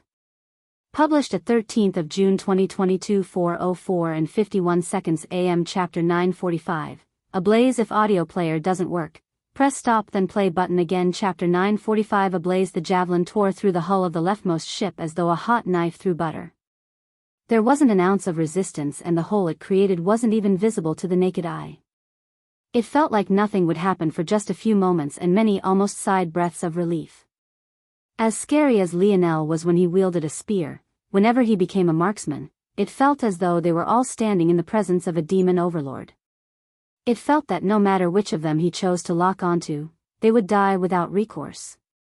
Unfortunately, they never got a chance to breathe that sigh of relief. That javelin wasn't bad. I think it combined a few lightning and water elemental ores. This will probably be the slowest acting one. 3, 2, bang. Bang. Bang. The nonchalant man who stood at the helm of the ship almost lost his balance, his hands unable to remain clasped at his back. The chain explosions his ship was undergoing only became worse with every passing moment. In that moment, another javelin had already appeared in Lionel's hand, causing the atmosphere to shift once again. The pupils of the 2 remaining nonchalant men constricted, their hands already leaving their backs as their auras surged. However, what they hadn't expected was for Lionel's second throw to still target the leftmost ship, something that most definitely caught the man at the helm off guard. But, what happened next made them regret not stopping the javelin at all costs.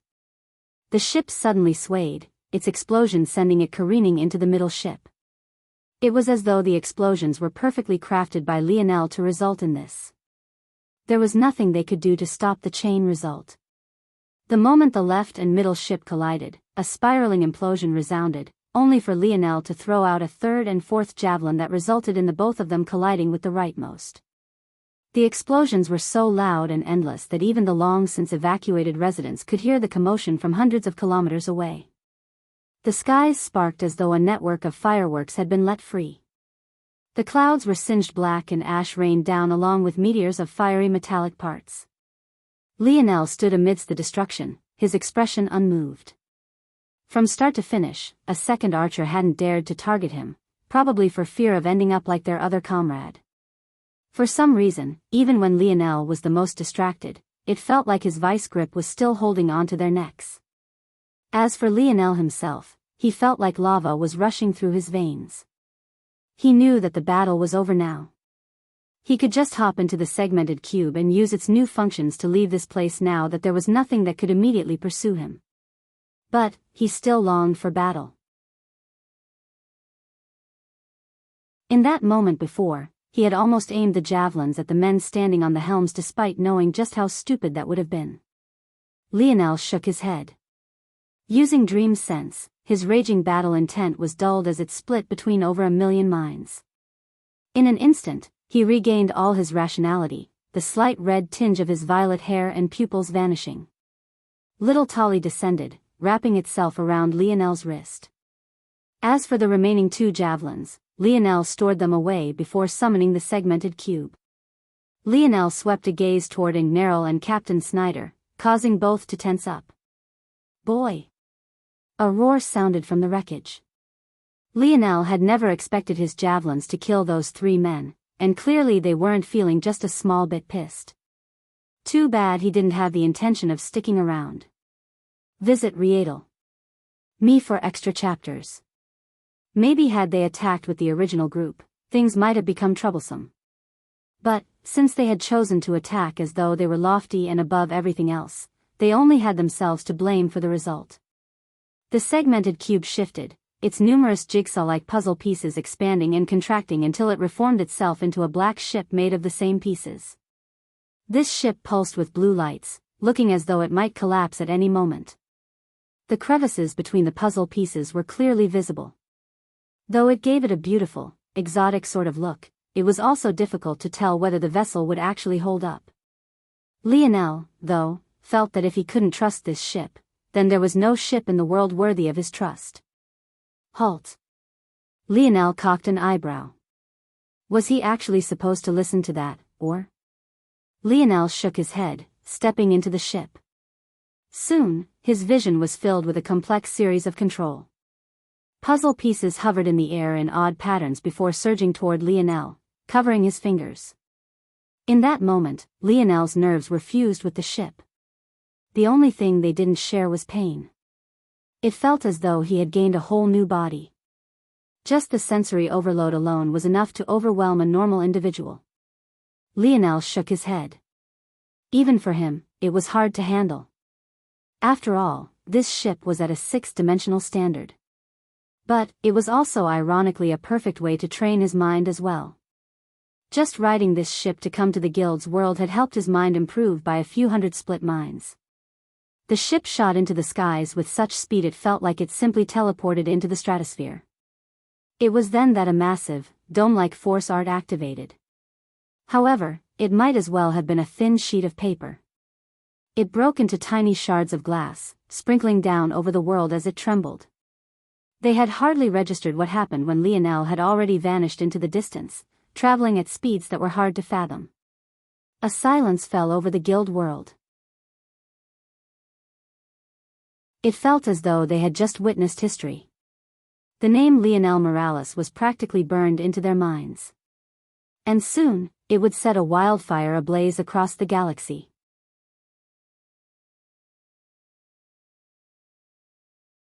Chapter 946. Published at 13th of June 2022 4:04 and 50 seconds AM. Chapter 946. Crime pays if audio player doesn't work. Press stop then play button again. Chapter 946 Crime Pays on a corner of the guild world. Anya sighed and shook her head. It was hard to tell exactly what sort of place she was in. All the walls were white and had a slight glow to them. However, there were no windows or even a door. The only thing in this room outside of Anya herself was a statue of a woman with a beauty that felt almost computer-generated. She was too perfect, without a single flaw and without a weakness. Whether it was the symmetry of her face down to the ratio of her hips to waist, to her bust and bottom, even the individual strands of her hair. It was all immaculate. This statue radiated an aura that Lionel would find familiar, having sensed it once before in his life. However, even to someone who had never sensed it before, they would feel the need to bow and prostrate themselves before this woman. All this said, as difficult as it was to tell exactly where Anya was, deciding what it was she was sighing about was even more difficult. At that moment, Anya's bracelet rang once again. She bowed toward the statue and took a step toward the blank walls, vanishing as though she had walked through an invisible doorway. "You're trying to encroach on my territory?" The voice came from nowhere and everywhere at once.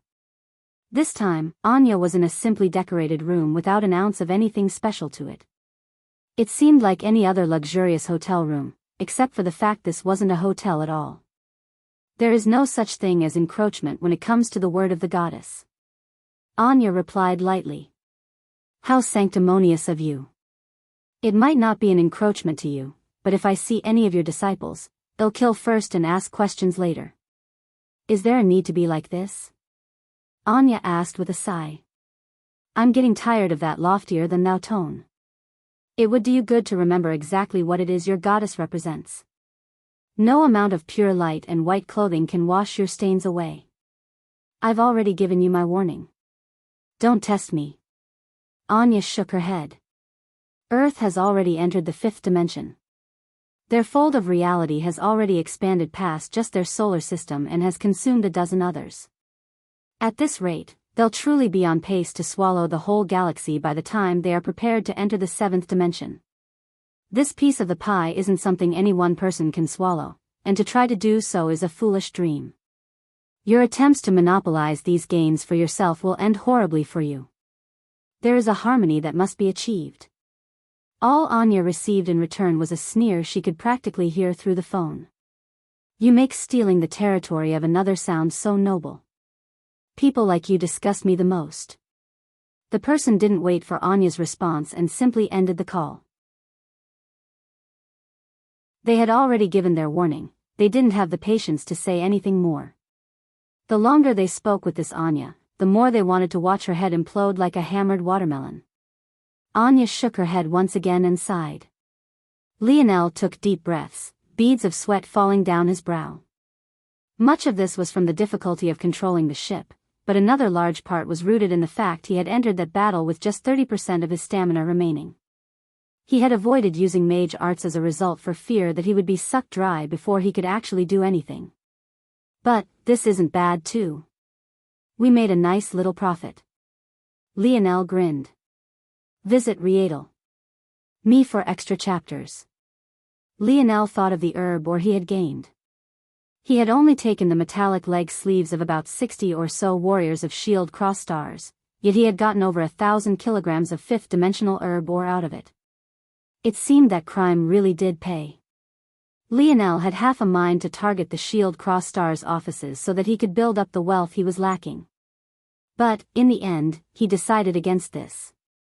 The current Lionel couldn't see the true depths of shield cross stars. Without fully understanding his opponent, it would be foolish to provoke them too much.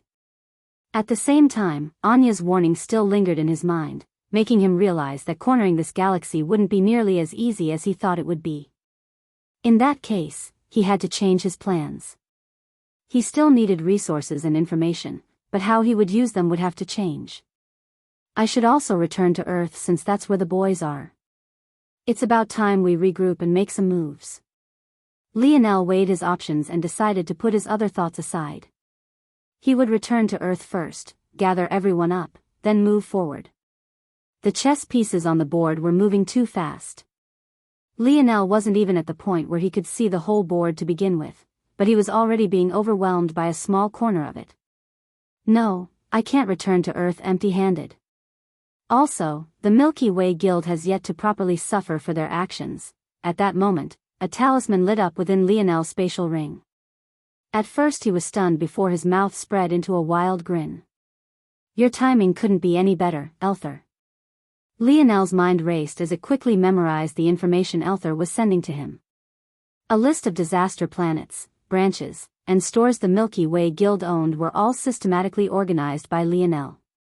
In the blink of an eye, Lionel had a grasp of much of the Milky Way Guild situation. Lionel wasn't naive enough to believe that this represented all the assets the guild had, but it was more than enough. In fact, he was surprised that Elther had managed to gather so much. That woman he's working with isn't simple. She knows too much. Who is she exactly? Lionel frowned for a moment before throwing it to the back of his mind. It didn't matter who this woman was. She might have all this information, but he would be the one to act on it. As they say, crime pays.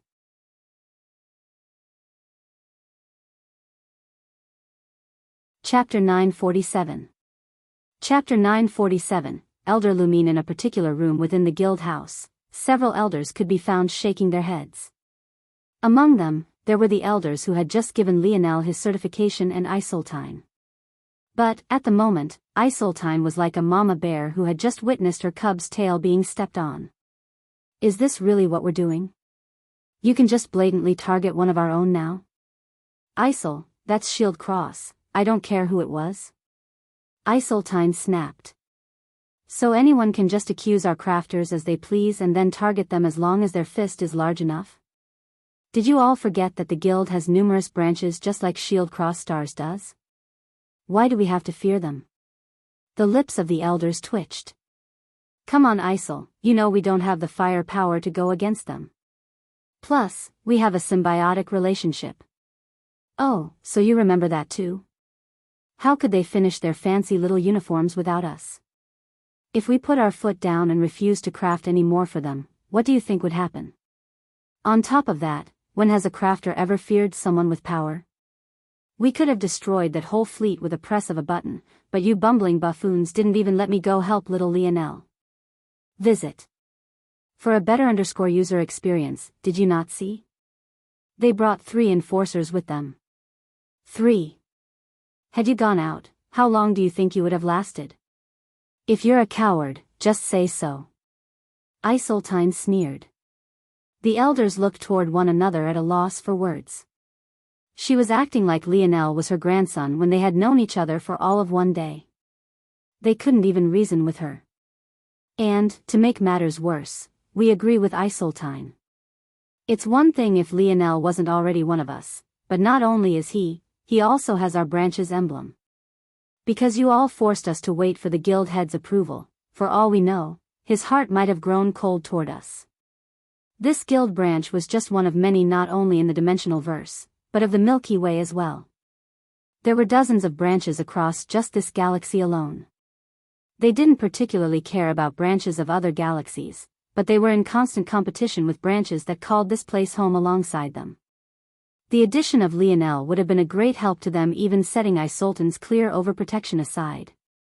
When things were framed in that way, they were losing out not just face, but also tangible benefits, all because they took a step back to shield Cross Stars.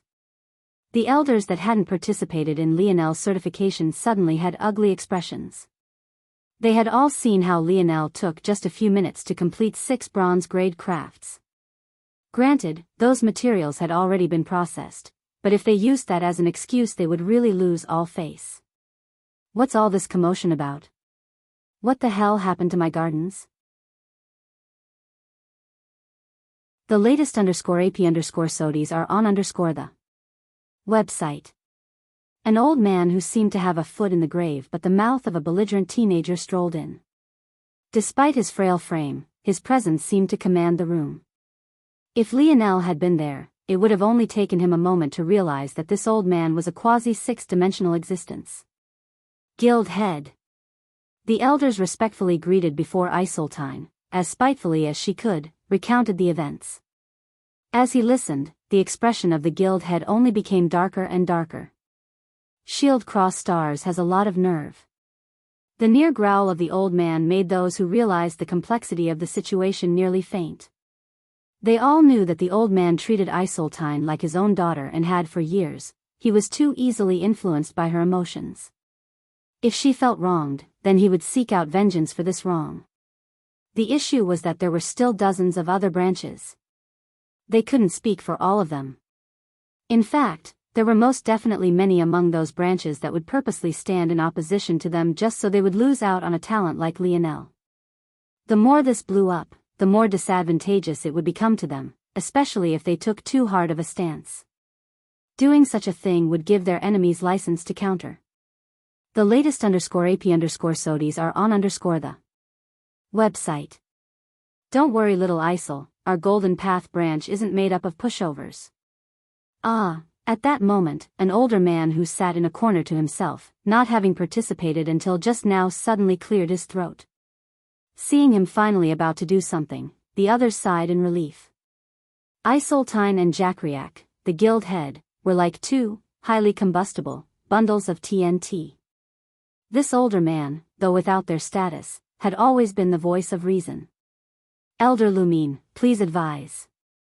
An elder said quickly before anyone could interrupt. Lumine coughed lightly. We should toe the line.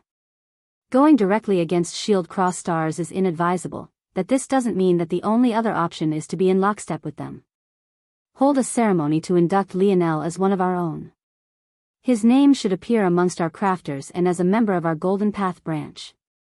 However, we also don't need to explain our actions to Shield Cross Stars. We are simply following the rules of our guild.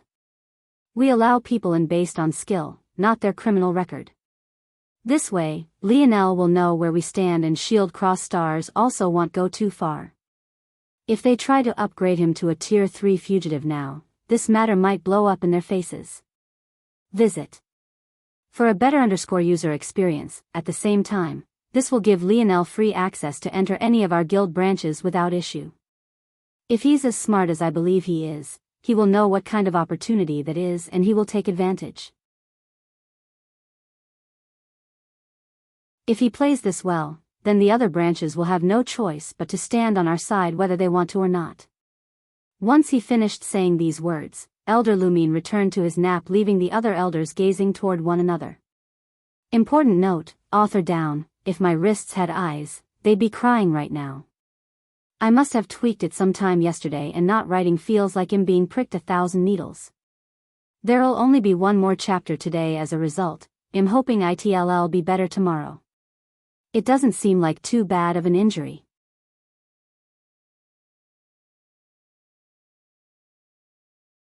Chapter 948.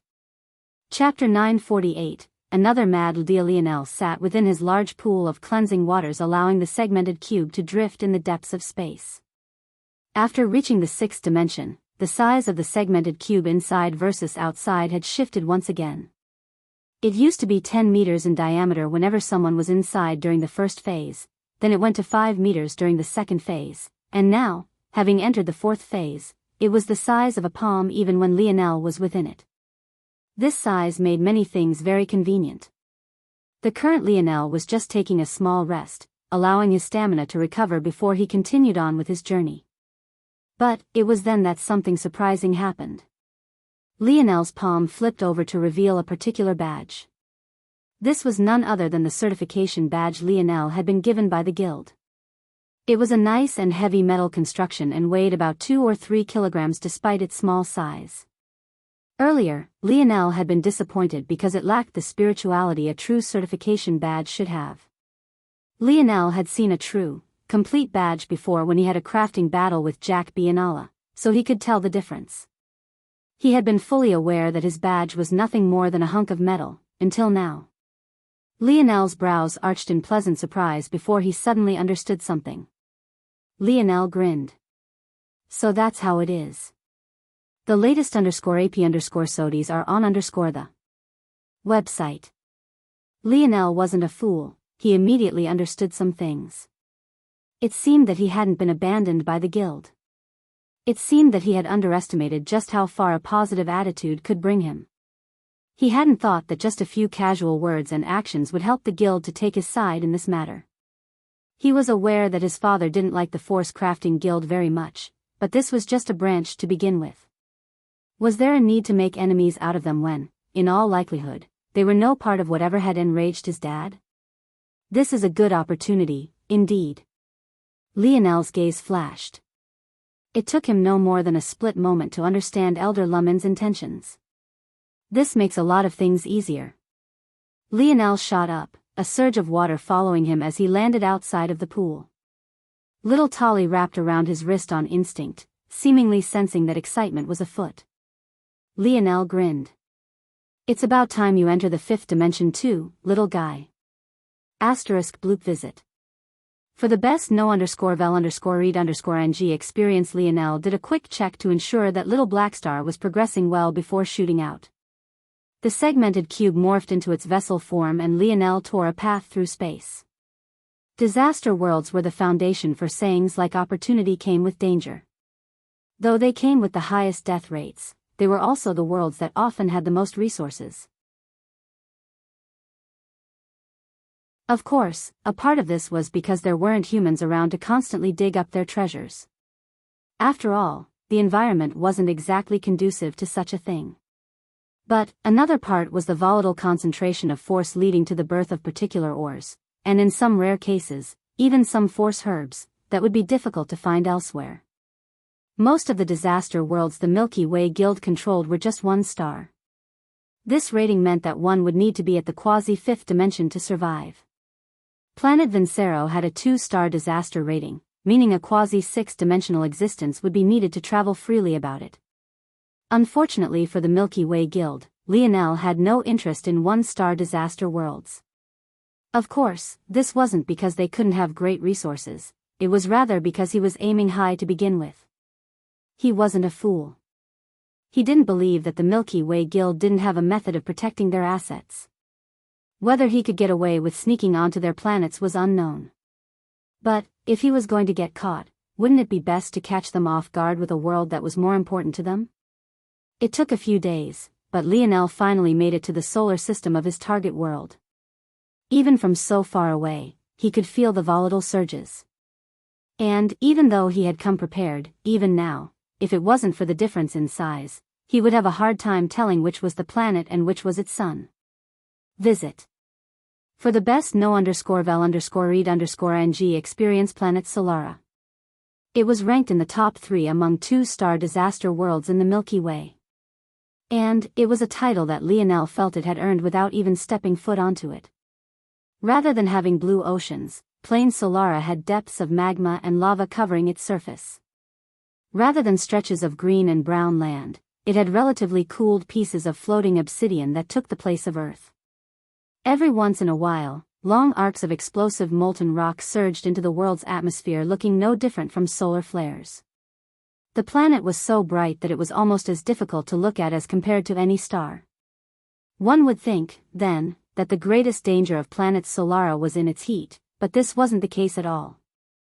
Due to its special constitution, planet Solara had a particularly large molten core, making its magnetic field both extraordinarily powerful and volatile.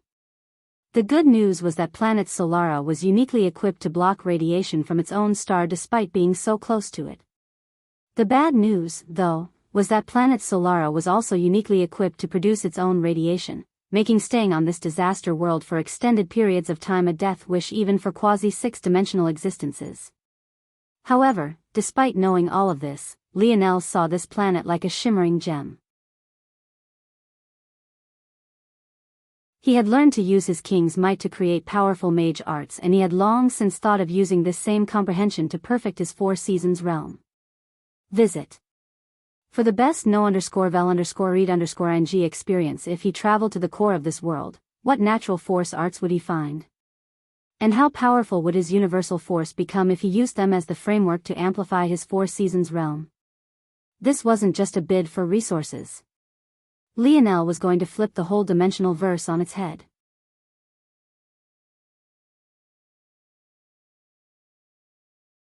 Chapter 949. Published at 16th of June 2022 10:31 and 56 seconds AM. Chapter 949. Her destination? Her goal? If audio player doesn't work, press stop then play button again. Chapter 949. Her destination? Her goal?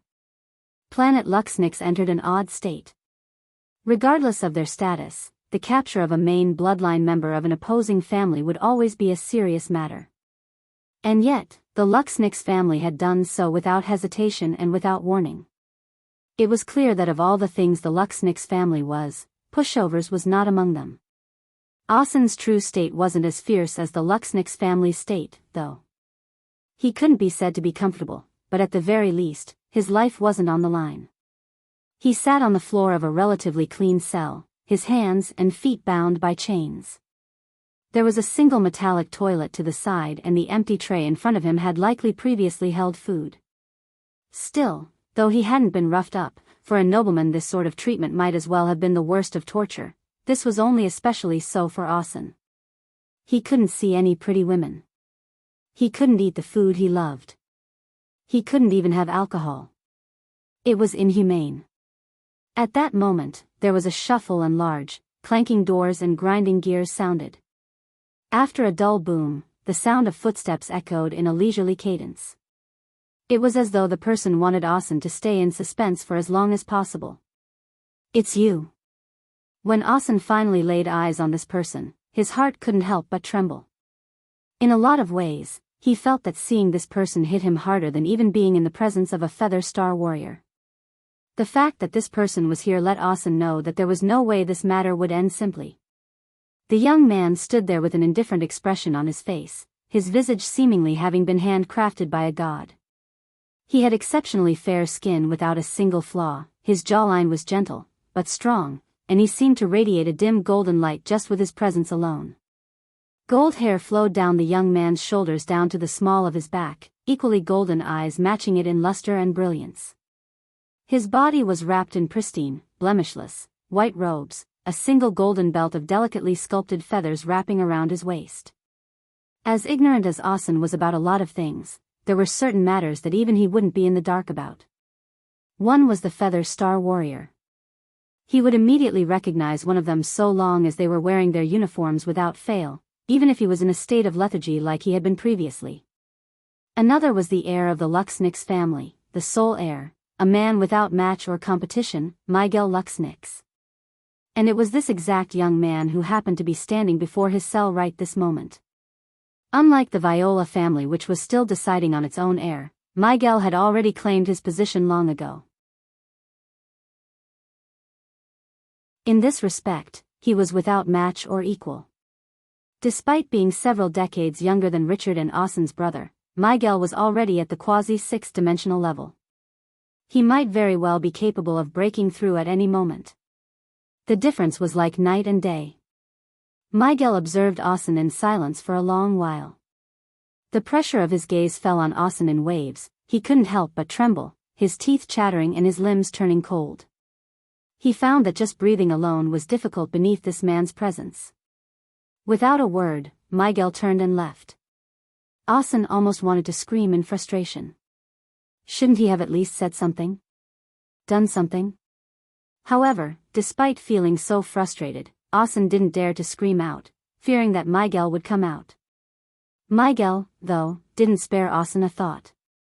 He locked the gears behind him, turning toward the guards at the entrance. Each of them looked toward Miguel with reverence as though he was a god amongst men. There is a chance that something will happen within the next coming days. Stay alert. Miguel said evenly, the cadence of his voice almost able to lull someone to sleep. At that moment, an entourage was making their way to Luxnix territory swiftly. It was no surprise that this group was led by Gradier. Visit Rietal. Me for extra chapters. Gradier would have been a handsome young man in his own right, with short-cut black hair and starry violet eyes. However, he had the stern look of a man already in his middle ages. It dulled his looks quite considerably and left a permanent wrinkle on his forehead as though he was perpetually frowning. He was truly frowning right then, though. He understood there was a very real possibility he would never see his younger brother again. Back within Viola family territory, in a particular section of an estate and within a familiar setting, a group of 3 women could be found. "You just came back, are you really going out again so soon?" Savon worriedly probed Aina. She had just disappeared for 3 days but had now been back for barely a short time before she decided to set off again. Though Aina hadn't come back injured from her last venture, knowing her, this would only make her go harder this time. It wasn't just a feeling, either. After what happened almost a year ago now, Aina had become a person of very few words. Yet, this time, she had actually told them that she might be away for a long while this time. This made all sorts of red flags go off for Savon. Yuri's expressionlessly observed Aina, seemingly not certain of what to say for herself. Instead of replying to Savon directly, Aina shook her head. "I'll be back."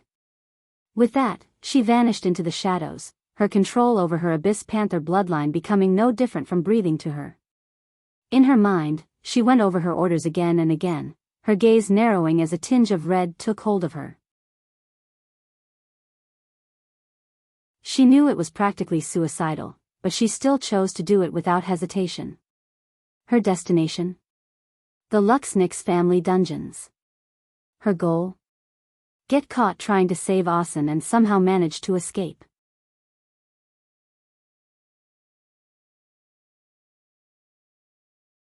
Chapter 950. Published at 16th of June 2022 10:31 and 55 seconds AM. Chapter 950. Little Rat, if audio player doesn't work, press stop then play button again. Chapter 950. Little Rat Lionel timed his entry onto planet Solara using one of its lava flares. He trusted the segmented cube to withstand such pressure, though the pressure on himself was a completely different matter. He found himself gritting his teeth, withstanding the jarring impact. The segmented cube had never been great with defense, though it had great self-repair. Luckily, it seemed to have gotten better in this regard after entering its 4th phase, but it was all reliant on energy as opposed to its own physical ability. Lionel had a bit of a buffer for now in his use of the segmented cube thanks to the excess energy it had accumulated within the trial zone. This was what allowed him to use it, at least for now, without much worry. But, if he kept running into danger zones like this, had run out sooner rather than later. Luckily, this disaster world was likely another good opportunity to absorb more force. Lionel quickly landed on a planet, a large distance away from any hubs. He also instantly used his light elemental force to vanish from plain sight, certain that there were maybe even more monitoring stations on this planet in comparison to planet Vincero. Lionel had no way of knowing for certain whether he had been caught already, but it didn't particularly matter to him. Compared to his stint on planet Vincero, he was even more confident this time around, especially since this planet was dense in the elemental force he was most confident in using. Putting the segmented cube away, Lionel took a step out onto the stretch of obsidian land. He realized that compared to the endless peaks and valleys planet Vincero had, planet Solara was fairly flat. Most of the terrain depressions and peaks were caused by tides of lava and magma. Surprisingly, though, there weren't any volcanoes, at least not from what Lionel could spot at a single glance. My sneakers, Lionel shook his head, stripping down to the bare minimum. Eventually, he realized that he had no choice but to be naked. That might have been bad news, but the good news was that this environment that would likely have made most at his level feel like they were on the brink of death felt like a spring breeze to him. Lionel took a deep breath, swallowing up the hot air in the surroundings. He couldn't help but feel that compared to his Scarlet Star Force, the heat of this place was sorely lacking. Even though his bare skin was exposed and even though the soles of his feet were touching the scorching lands, he felt unmoved. This is good. Lionel nodded to himself. But, I still need to be careful. Heat isn't the only danger of this planet. If Lionel was suddenly hit with a storm of charged particles, it likely wouldn't be more than a few days before he died. Luckily, he had a contingency plan for this. Bloop Little Tolly was also unmoved by the heat, but this only made sense. The little guy was used to high concentrations of volatile heat while partnering with Lionel to complete crafts. In fact, Little Tolly wasn't only good at withstanding this heat, but was even better in insulating it, something that seemed counterintuitive for a metal spirit. With a thought, little Tolly coated Lionel's body from top to bottom, turning the latter into somewhat of a metal man. Lionel shielded even his eyes, not taking any chances. He was confident enough in his internal sight to continue on in this way. In fact, in a lot of ways, his internal sight was more trustworthy in comparison to his eyes. Lionel felt a cooling sensation all over his body. He realized then that even without his fire elemental affinity, just his partnership with little Tolly alone would make it quite easy to step onto this planet. Of course, Lionel didn't need little Tolly for this. Rather, he was confident that little Tolly could help him block against the radiation and volatile magnetic fields. As for the rest, that could be left up to him. With a leap, Lionel dove right into the lava, vanishing from sight as he swam into the depths of the world. Visit Readle.me for extra chapters. If one could see him now, he would really look like a fish in water. With his earth and fire elemental affinities working as one, how could this world stop him from reaching its depths? It was truly hard to tell if Lionel had outstanding luck or if it truly was so terrible. The truth was that it was impossible for Lionel to have reached the surface of the planet undetected. He was simply too unfamiliar with the detection system such large organizations had in place, while on the other hand, these organizations treated these resources like their lives' blood. How could they possibly leave it without proper security? That said, at this moment, Planet Solara was focused on receiving extraordinarily important guests so important that even the hunt for Lionel had been placed on a slight hiatus. Guests so important that even Guild head Ovaltine had personally made an appearance to greet them. Everyone was becoming more and more keenly aware of the convergence toward the Milky Way. Silent plots that had been brewing for centuries, sometimes even longer, were slowly starting to bear their fruits, and instances like Anya were just the tip of the iceberg. The next coming decades would decide who it was would rise to the top, and who would find themselves wiped out by the annals of history. Amongst these individuals beginning to slowly make themselves known were a small group of young men and women, all of which had fiery red hair and charcoal black eyes. Upon seeing them, even Lionel might have had the immediate instinct to draw a line of connection toward the Brazinger family. However, they were lacking in the crimson eyes needed and also had auras that were far different. At their helm, a young man with shark-like teeth and breath like sulfur stood at almost 2.5 meters tall. The air around him warped simply due to the heat his pores almost seemed to constantly release. He took a deep breath, causing spiraling winds of fire elemental force to jet toward him, his jagged teeth glistening beneath the blinding red-gold lights. Bang! An eruption of fire circled around his feet, shattering the sturdy grounds of the guild house. This world is not bad, indeed, Augustus. Despite being far younger, the young man didn't care and directly called the guild head by his name. If the rest is as promised, my family won't mind providing you the crafters and backing you need. But, it seems as though a little rat is taking part in my resources.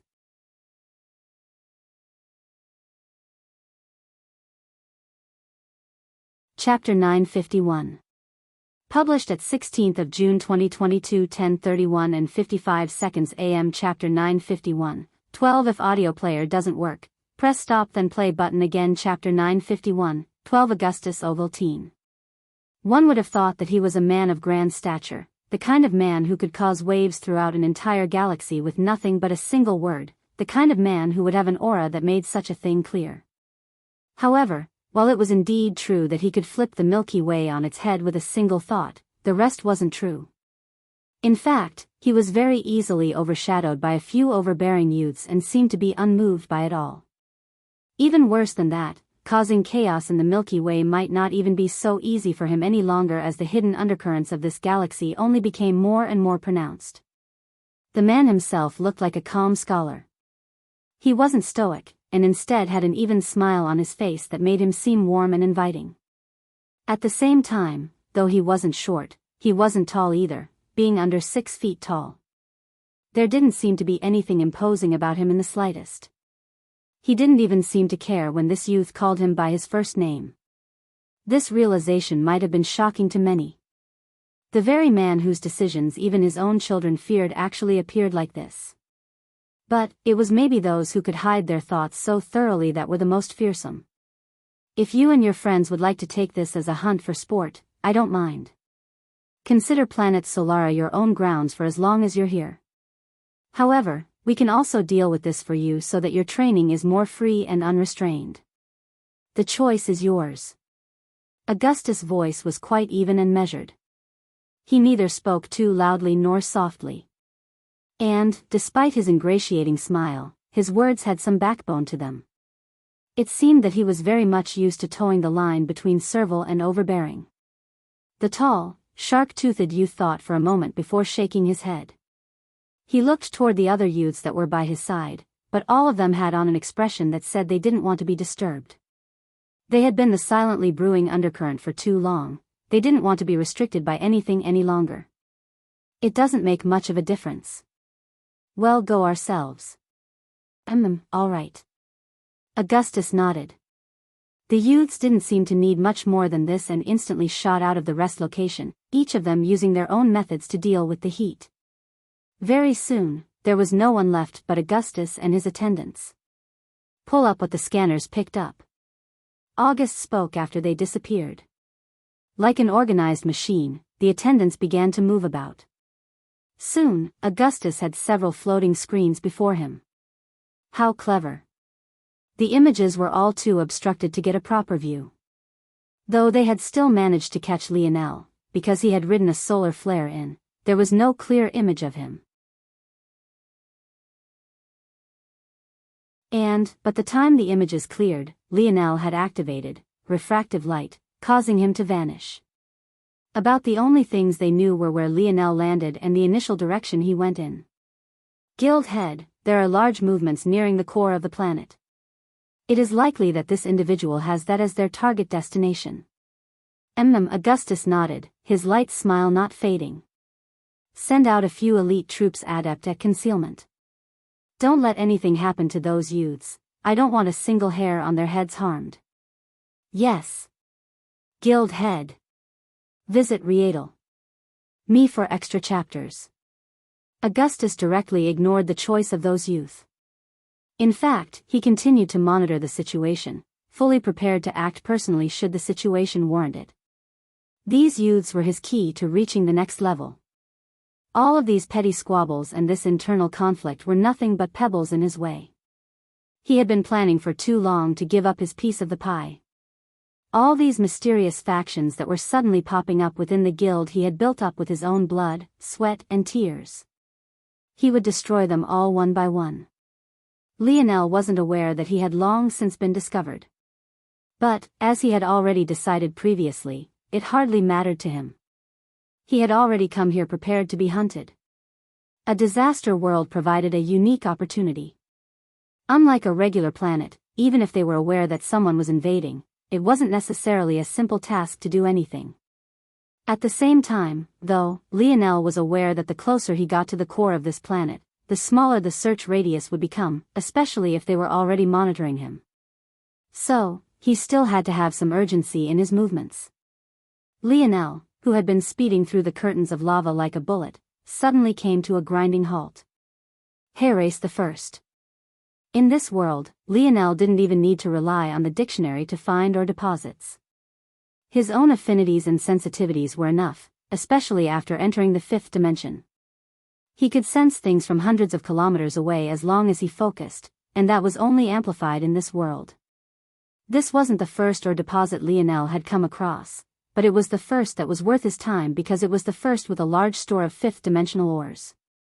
In fact, this vein alone was almost 70% fifth-dimensional.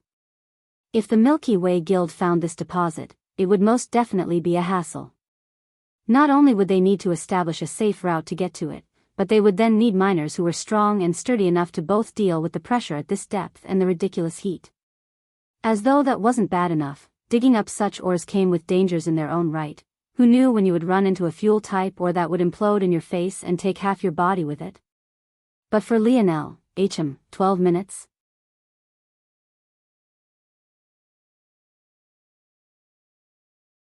Chapter 952.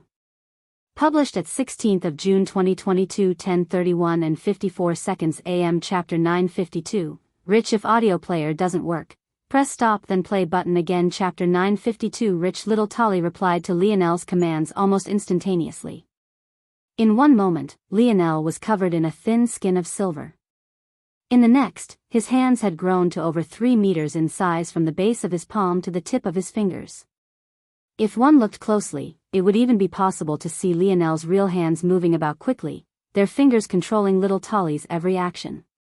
Lionel took a step to the side, stepping out of a rushing waterfall of lava and into a lavaless cave. His hand swiped at a side wall filled with what looked like sparkling rubies. However, instead of causing a loud explosion, the sound was akin to a hand running through sand. The large silver hand scooped out the hard rock as though it was nothing more than play putty. The marks of its fingers ran across the almost molten rock, revealing even brighter and more refined ores beneath. As Lionel got used to this unique method of using little Tolly, he grew bolder. Arms grew from his back and eventually he had 10 hands going at it at once. Each scooping out ores like they were no more tough than tofu. 10 is the limit right now, I can't stretch little Tolly any thinner. Lionel felt that his mind could handle controlling more of these large hands, but there was a limit to how large little Tolly could become. Lionel would have to help the little guy enter the 5th dimension first before he tried to increase the number of hands he was using. Knowing this, Lionel stored about 95% of the ores in the segmented cube and allowed little Tolly to absorb the rest slowly. He had to be careful with how he fed little Tolly, which was why the little guy couldn't progress on his own like little Blackstar could. But, in this controlled atmosphere, Lionel was confident in monitoring things himself. Just as Lionel calculated, in just a dozen minutes, the cave was a completely hollow husk. Not a bad harvest, but the best ores here were only tier 3 of the 5th dimension. It would be great if I could find a few herb ore deposits and a devil's shavings deposit. Lionel shot away. He ended up coming across multiple herb ore deposits, but they were all of the 4th dimension so he directly ignored them. As Lionel dove deeper toward the planet's core, he found that the density of force was growing with every passing moment. Soon, it became a bit suffocating to him. No, suffocating wasn't the appropriate word. It was more like intoxicating. Lionel felt that he was getting drunk. Lionel's brow furrowed.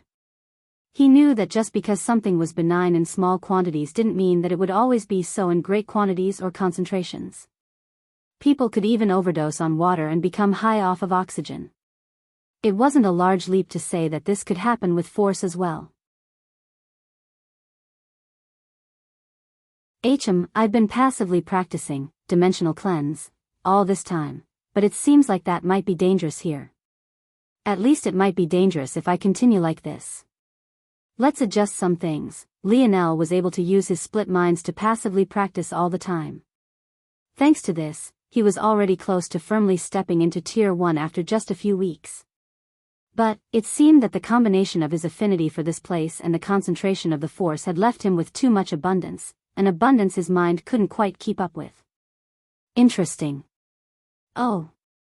Lionel had just finished fixing the problem and balancing himself out when he caught sight of exactly what he needed. He grinned from ear to ear. Rich.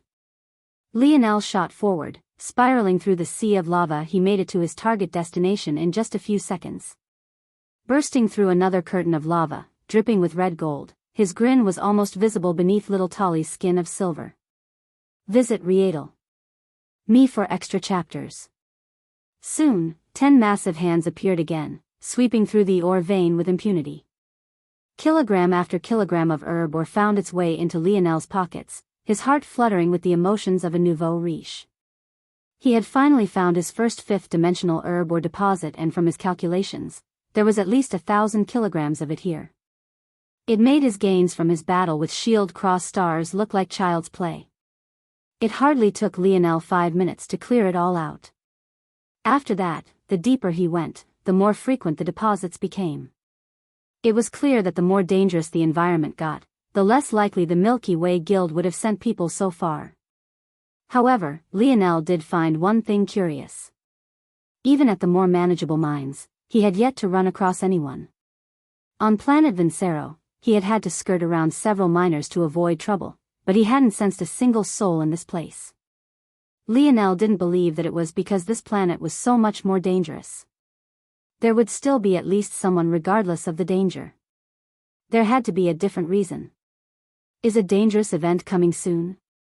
Or is there another reason they cleared everyone else out? Lionel planted a small seed of doubt within his mind, readying himself for any potential changes or danger. However, it was very difficult to dampen his mood entirely. In just an hour, he had accumulated over 8,000 kilograms of fifth-dimensional herb Oregon. He could almost pay off his own bounty. This is it. Hours later, Lionel was finally beginning to feel some real pressure from this planet. At the very least, little Tolly could no longer remain as nonchalant as the little guy usually was. Unfortunately, it still had a small ways to go before entering the fifth dimension, so it still had to put a small bit of effort in. Lionel, though, wasn't thinking about this exactly. Rather, he realized that the concentration of force had grown to such a level the first force crystal mine he had run across since Earth was now right before him. Lionel was certain that the Milky Way Guild had no idea about its existence, or else they would have stopped at nothing to mine it. But now, wouldn't it all benefit him? Not only was it wealth, but the concentration of force is great enough to form this mine. That should mean that the natural force arts aren't much further from here as well.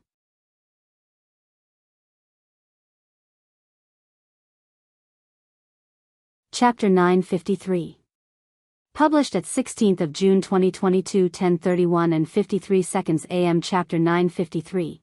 Came to us if audio player doesn't work. Press stop then play button again. Chapter 953 came to us if the concentration of force was already high before, it skyrocketed now. If Lionel had found this place while the segmented cube was still in its second phase, it probably wouldn't have been very long until it entered its third. Lionel stepped into the bright cave, his eyes practically glowing. Whether it was the walls, the ceiling, or even the floors beneath his feet, they were all covered by rubies with flickering silver flames dancing within them. The dichotomy of the two colors made for a fantastic sight and was quite beautiful to behold. This should be a special type of fire force. Oh, this, Lionel's pupils constricted. As beautiful as these crystals appeared to be, an instinct of danger took hold of Lionel's heart just when he thought of plucking one out. It took several moments of observation, but Lionel came to understand.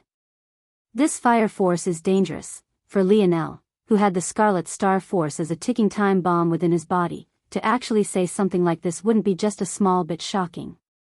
Of course, the character of this flame that was dangerous to Lionel wasn't the fire element itself, but rather a unique mutation that likely occurred due to this planet in question. And somehow, Lionel felt that this was just the tip of the iceberg. This tunnel formation is formed almost like it overflowed from some place. Just looking around, Lionel felt it was standing at the mouth of something that had overflowed. By logic, then, there was likely a deeper, more concentrated region. Lionel traveled down the cave and sure enough, he found numerous perforations and holes leading to something far deeper. The unfortunate part was that his body couldn't personally fit in any of it. Maybe this is why they haven't discovered this place yet. It should be a relatively new formation. Maybe a few months at most. But, that's surprising in its own right. For just a spillover of force to cause this, just what's on the other side? Lionel's gaze suddenly sharpened. Swallow it all, little Tolly. Asterisk bloop. In just a few moments, the budding force crystal mine had vanished, swallowed by little Tolliver entirely. Danger was all relative. It hadn't reached the point where Lionel felt the need to take a step back. Plus, these force crystals were just third-dimensional. The only reason Lionel bothered to have little Tolly swallow them was because of their quality and to also get the little guy prepared for higher levels. Bang! Lionel's fist shattered the opposing wall of the cave, expanding the perforations until they were large enough for him to fit through. The sudden change caused a violent energy to surge upward. It was the sort of boiling heat one might expect from an eruption of heated oil or a geyser shooting up and into the skies. Absorb it. Lionel redirected this wild concentration of force toward the segmented cube. In truth, Lionel wanted to form pure force crystals out of this odd fire elemental force.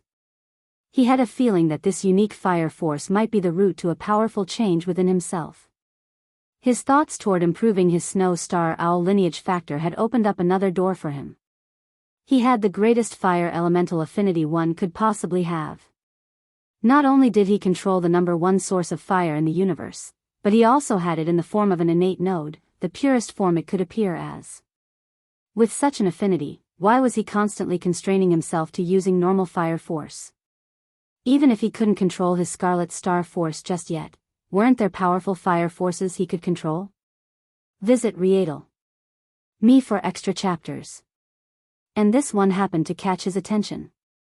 If he was correct, he just might be able to complete his 4 seasons realm in a single sweep. And, if things worked out how he imagined, there might not be anyone beneath the 6th dimension who would be able to match him. At least not anyone from this quadrant of the universe, that is. As Lionel dove down, the heat and pressure became greater and the warning signs for danger skyrocketed.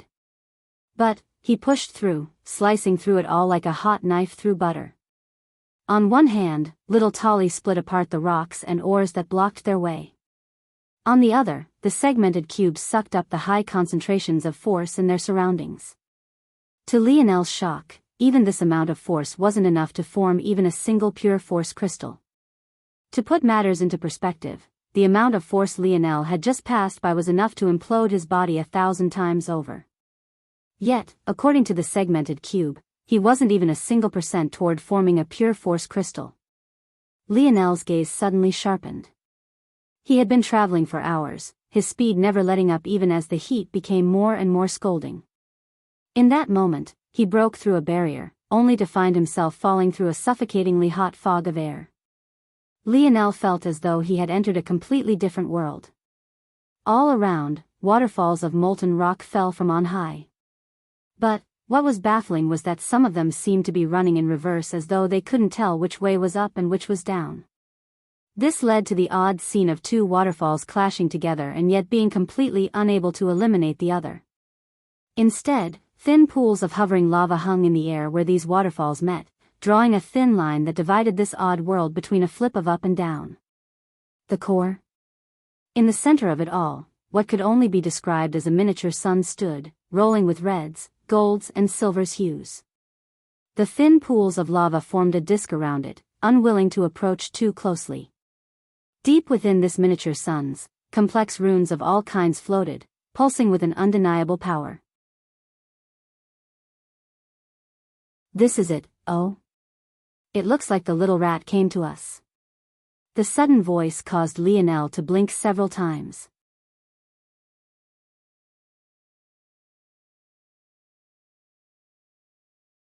Chapter 954. Published at 16th of June 2022 10:31 and 52 seconds AM. Chapter 954. Fog. If audio player doesn't work, press stop then play button again. Chapter 954. Fog. Lionel, who was still falling through the air, sent his internal sight toward the one who had spoken. Though, by extinct, he still turned his head toward the sound of the voice. Lionel's senses took in the sight of 6 youths. They stood together on the thin pool of lava, a distance away from the miniature sun. However, it was clear that compared to Lionel, they were all having trouble of their own. The one who spoke out to Lionel in particular was wearing a massive set of black armor that radiated out with a strong shield that blocked much of the pressure from the others. At the same time, those that followed him were not only wearing their own armor, but they seemed to also be holding a glowing orbs in their hands.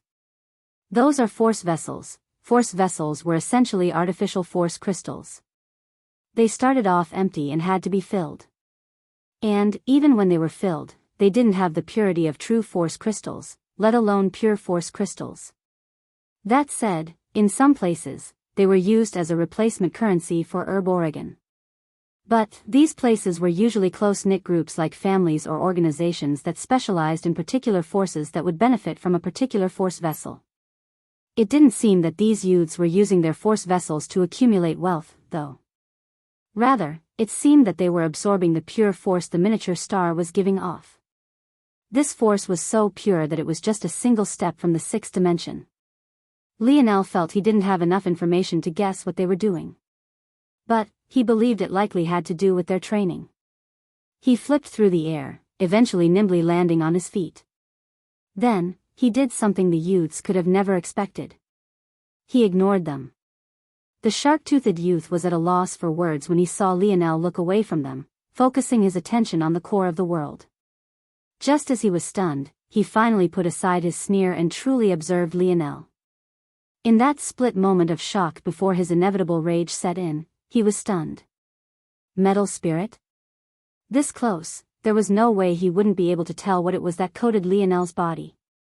In that moment, any rage he should have been feeling was completely overwhelmed by greed. And yet, just because he wanted to, didn't mean he could directly attack Lionel. For one, he was still responsible for the lives of those behind him. If these were all individuals from his own Midas family, that might be fine. But there were two individuals from the Radix family, one of which was his fiancée. Libli. He suddenly spoke out. Compared to him, his fiancée was practically a dwarf. He was 2.5 meters tall, but she was almost a full meter shorter than he was. Libli was the only one who hadn't reacted much to Lionel's appearance, her gaze focused on her force vessel as she continuously calculated something. Don't. Libli spoke without looking up. Your chances of defeating him in this place are less than 1%.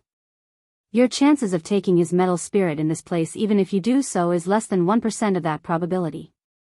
If you act, the likelihood the rest of us die will be over 60%.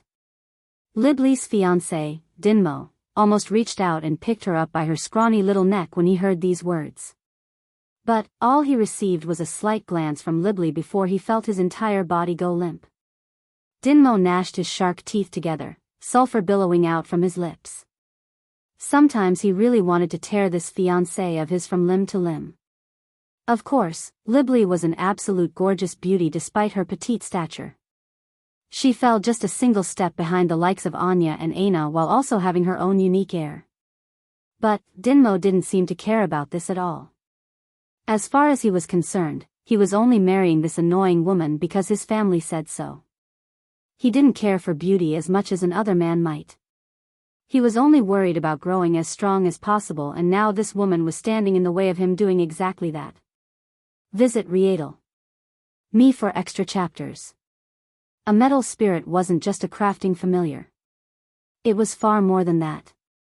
Of course, making it more than that would pervert the path of the metal spirit and turn it into that world-devouring monster Lionel's father warned so much about, but why should Dinmo care? This was exactly what he wanted. Unfortunately, as scholarly as this petite young woman was, she was just as dangerous as him, and she hated to put her life on the line for anything less than 100% certainty. Knowing that, he knew that the moment her words fell, his chances at fighting Lionel here had dropped to zero. Dinmo snarled. Focus. The moment we leave this place, they'll be taking his head. From start to finish, Lionel didn't spare them another gaze, his internal sight having become enamored with the miniature sun before him. Dream sculpt. A scalding heating began to come off Lionel's skull. As though his mind was overheating, his veins reddened as blood pumped furiously throughout his body. The world began to rumble. The next wave is coming. Retreat. Libli said calmly. She finally sent a glance over toward Lionel, her eyes narrowing when she saw that he had no intention of moving. Was he a fool? Or, I see. A metal spirit truly might be able to weather this if his skill is high enough. Is he that confident? It might not be so simple to snatch it away later if that's the case. Dinmo's jaw clenched, but he still followed instructions. They had already experienced one of these eruptions since being here. He would have listened to Libli anyway, but after experiencing it himself, he had no objections. Lionel didn't move from his spot, his gaze growing a fiercer and fiercer light as universal force began to dance about him as though it had gained its own mind. A fog of death began to accumulate around him.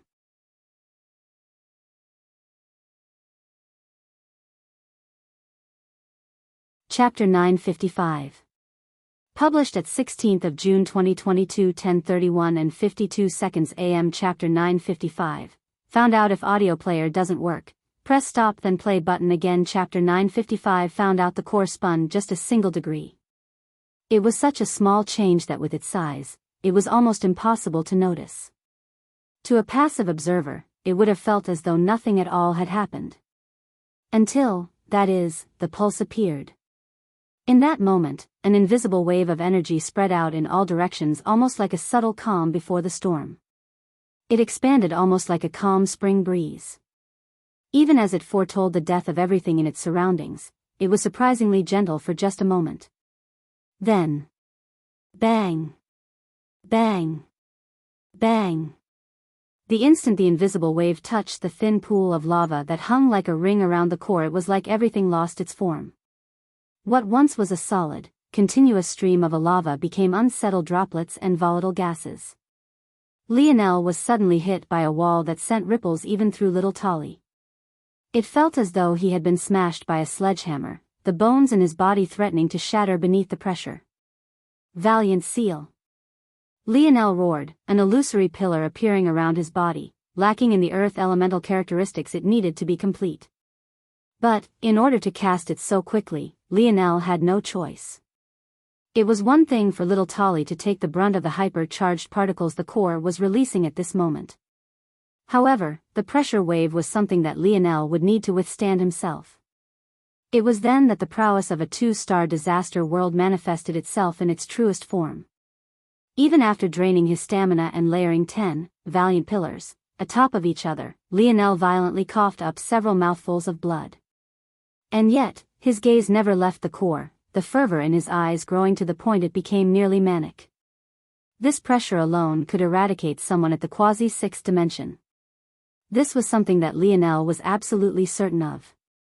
However, he was in a unique position to withstand its impact. Firstly, the most dangerous parts, the heat and radiation, were all blocked by little Tolly. That cut the lethality of the core's rotation by tenfold.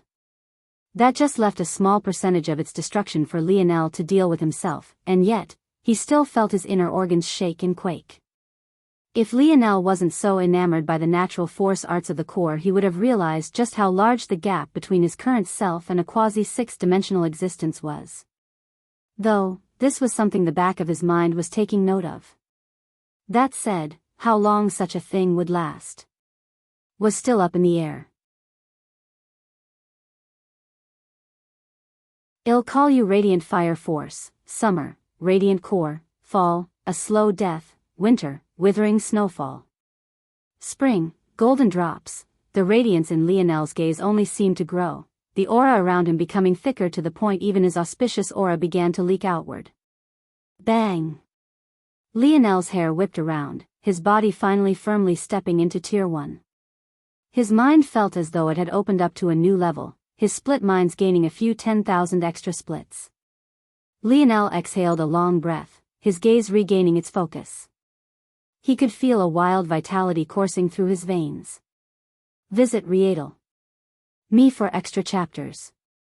In truth, he hadn't thought the results would be so exaggerated. Ultimately, the Four Seasons realm was designed for the fourth dimension. He hadn't thought that it would empower him so much, at least not until he progressed into the heavenly body realm. But, the results spoke for themselves. Lionel felt that his current self could defeat his former self with one hand tied behind his back. Despite the fact violent eruptions were still continuing all around Lionel, he almost didn't seem to notice. He looked around, realizing that this core was an exceptional concentration of not only force, but also force crystals. He could also sense several more herb or deposits from this location.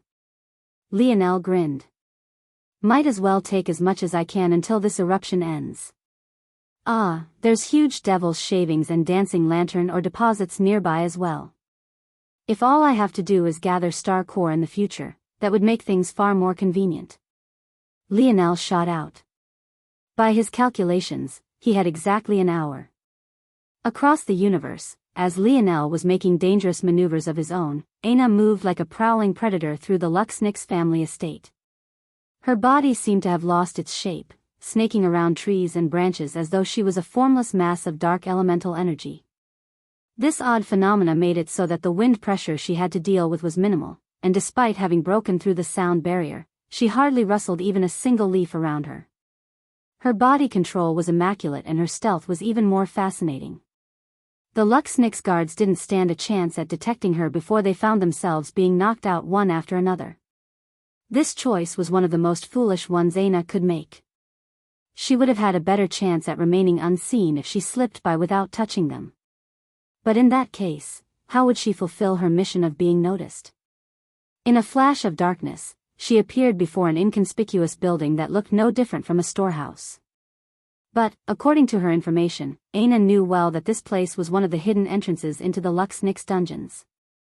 There was a main entrance within the family's main home, but there were also many hidden locations like this one. As for why a prison would have such a foolish design, maybe only the higher-ups of the Luxnix family were aware.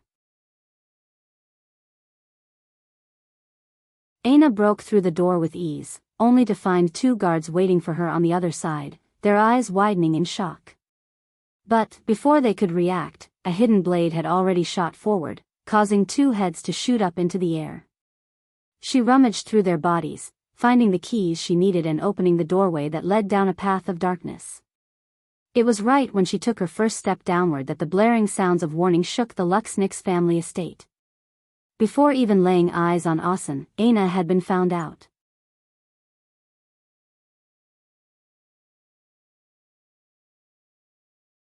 Chapter 956. Published at 16th of June 2022 10:31 and 51 seconds AM. Chapter 956. Scheme: if audio player doesn't work, press stop then play button again. Chapter 956. Scheme. Aina hardly reacted, her steps remaining at the same speed, not accelerating or slowing. She dove down the stairs, her body still weaving in and out of the shadows. In just a few seconds, she had made it down to the tunnels of the dungeons, her internal sight spreading out through the winding corners. With her curse suppressed so heavily, it wasn't difficult in the slightest for her to release such powerful pressure from her mind. In an instant, she latched onto Asen's aura, slicing through the air as her powerful thighs bulged. In just another few seconds, she appeared before Asen, who was in a half-daze. He had been drooling in his sleep when he was suddenly awakened by the loud blaring of the alarms. Now that a looming shadow had suddenly appeared before him, he was so scared that he nearly pissed his pants. He sat in his own filth, cradling his body amidst a pile of thick chains. His body trembled as he tried to make out Aina's face. But, he only shivered more severely when he realized that she was actually wearing a mask. There was something particularly sinister about the way her golden eyes floated like two orbs of light within her black mask. Let alone pissing himself, Asen almost lost control of his bowel movements at the same time.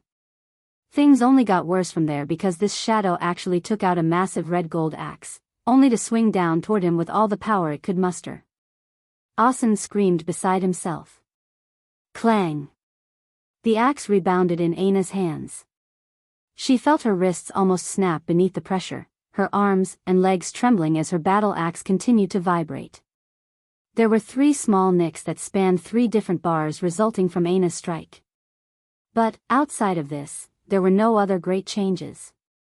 A low shout left Aina's lips, violent universal force hanging around her.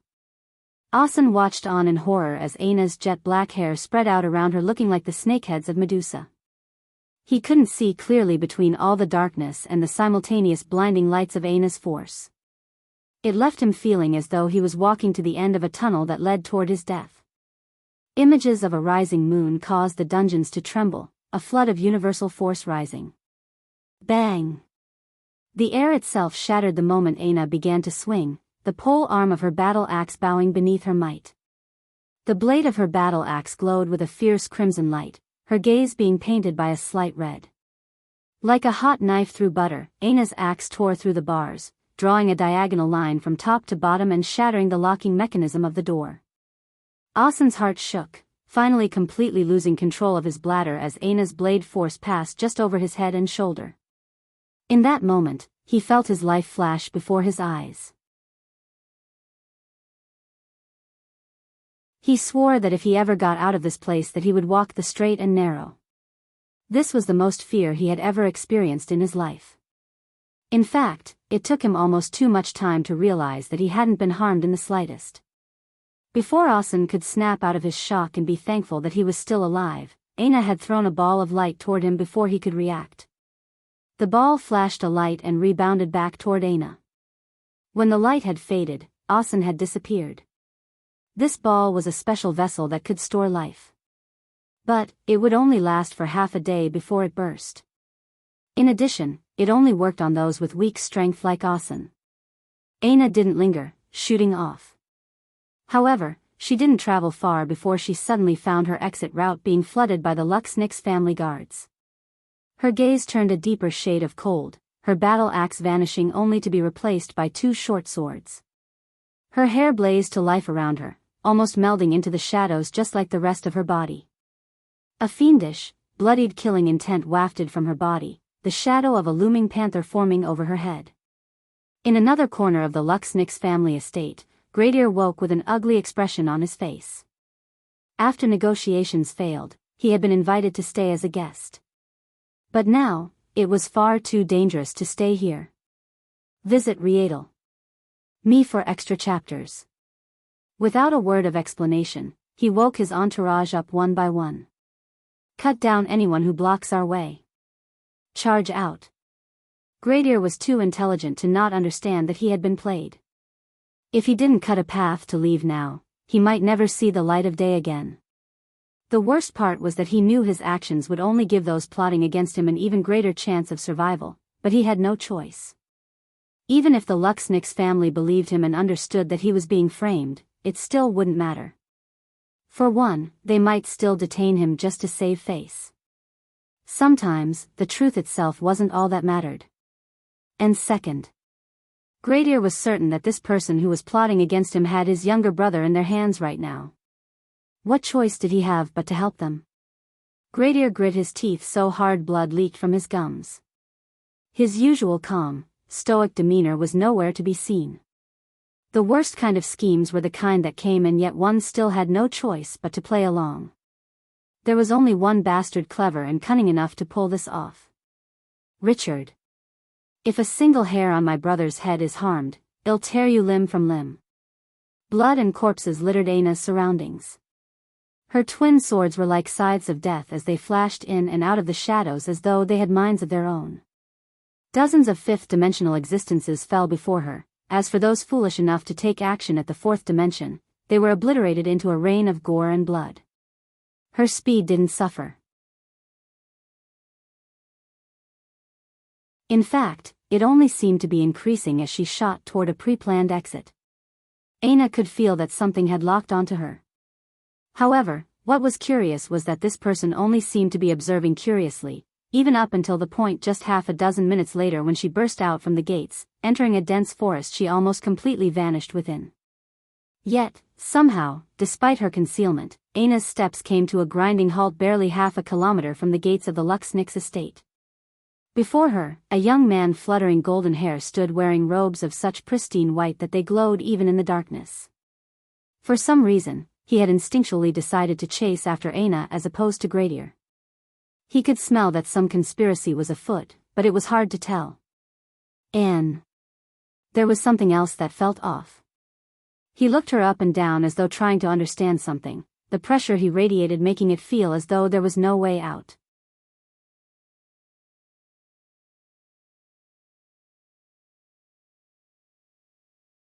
Chapter 957.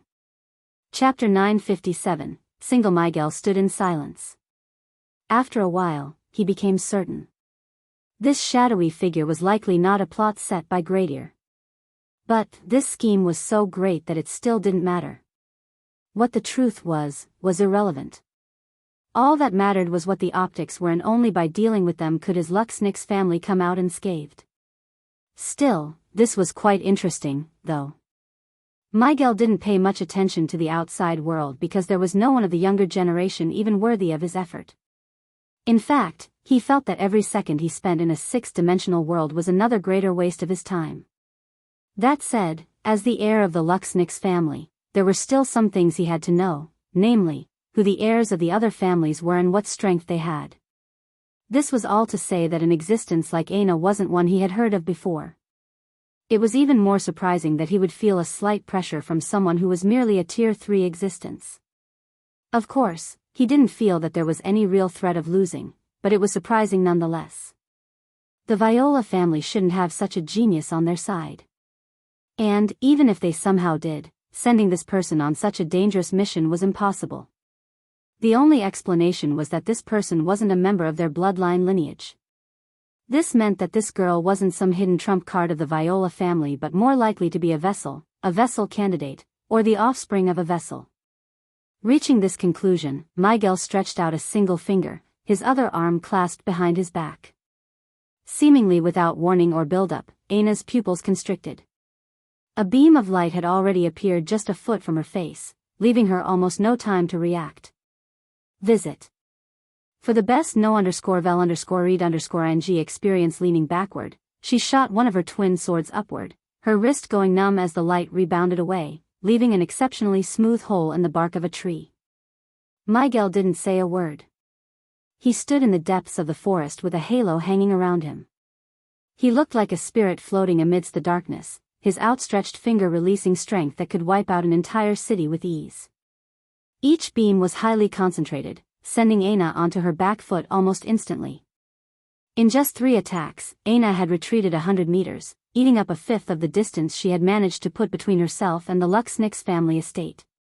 A coldness hung within Aina's eyes, a tinge of crimson still leaking out of their corners. Despite the increased distance, the strength of Miguel's finger lasers didn't seem to weaken in the slightest. In fact, they seemed to grow more powerful.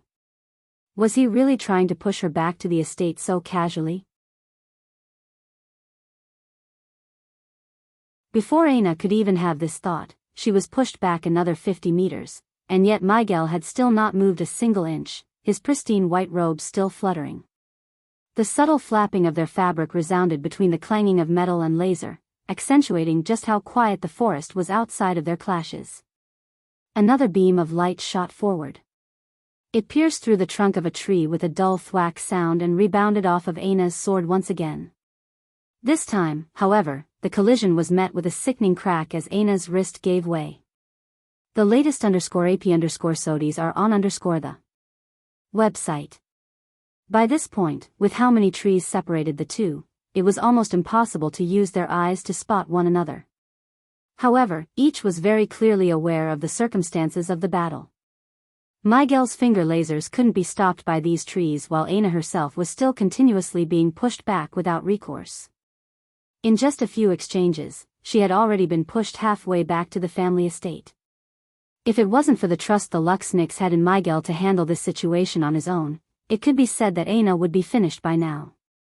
Aina's gaze hardly flickered as her sword fell from her hand, her broken wrist simply unable to maintain her grip. She suddenly flicked her forearm, snapping her wrist back into place only for it to be rapidly healed beneath her ability. Originally, she had been trying to focus on speed and stealth to get out of here. But, since even after all this time no one had come, it was likely that they would never. In that case, bang! A demonic howl left Aina's lips, a raging crimson force rising into the skies like a pillar. An illusory black-red flame erupted around her body and flickered within the depths of her golden eyes. Her left hand cocked back almost like a snapping whip holding on to her remaining sword. Just as Miguel's gaze narrowed, the whistling wind finally caught up to his ears and a glistening silver streak appeared right between his brows. Miguel tilted his head to the side. But, he was slightly too late. 3 strands of his immaculate golden hair were tossed into the air, sprinkling downward without an anchor to root themselves to. Visit. For a better user experience this lineage factor. Where have I seen it before? Miguel never got the chance to answer his own question because Aina had already appeared before him like a she-devil, her golden red axe leaving blades of red in its wake as it struck down with a spine-tingling might. Aina's hair whipped about as though it had a mind of its own, the fiery red glow around her body only growing fiercer as her mind descended into a peak battle state. All she wanted was blood and the flesh of her enemy. Miguel stretched out his arm once again, a subtle change taking place in his demeanor. The output of strength was far beyond what it had been in the past. Bang! The ground beneath Miguel's feet shattered like an eggshell. All of Aina's strength weighed down from above. A moon hung high up to her back and her abyssal panther blood was surging through her veins like a raging river. And yet, it was still all stopped by a single finger. Visit. For the best no_vel_read_ng experience.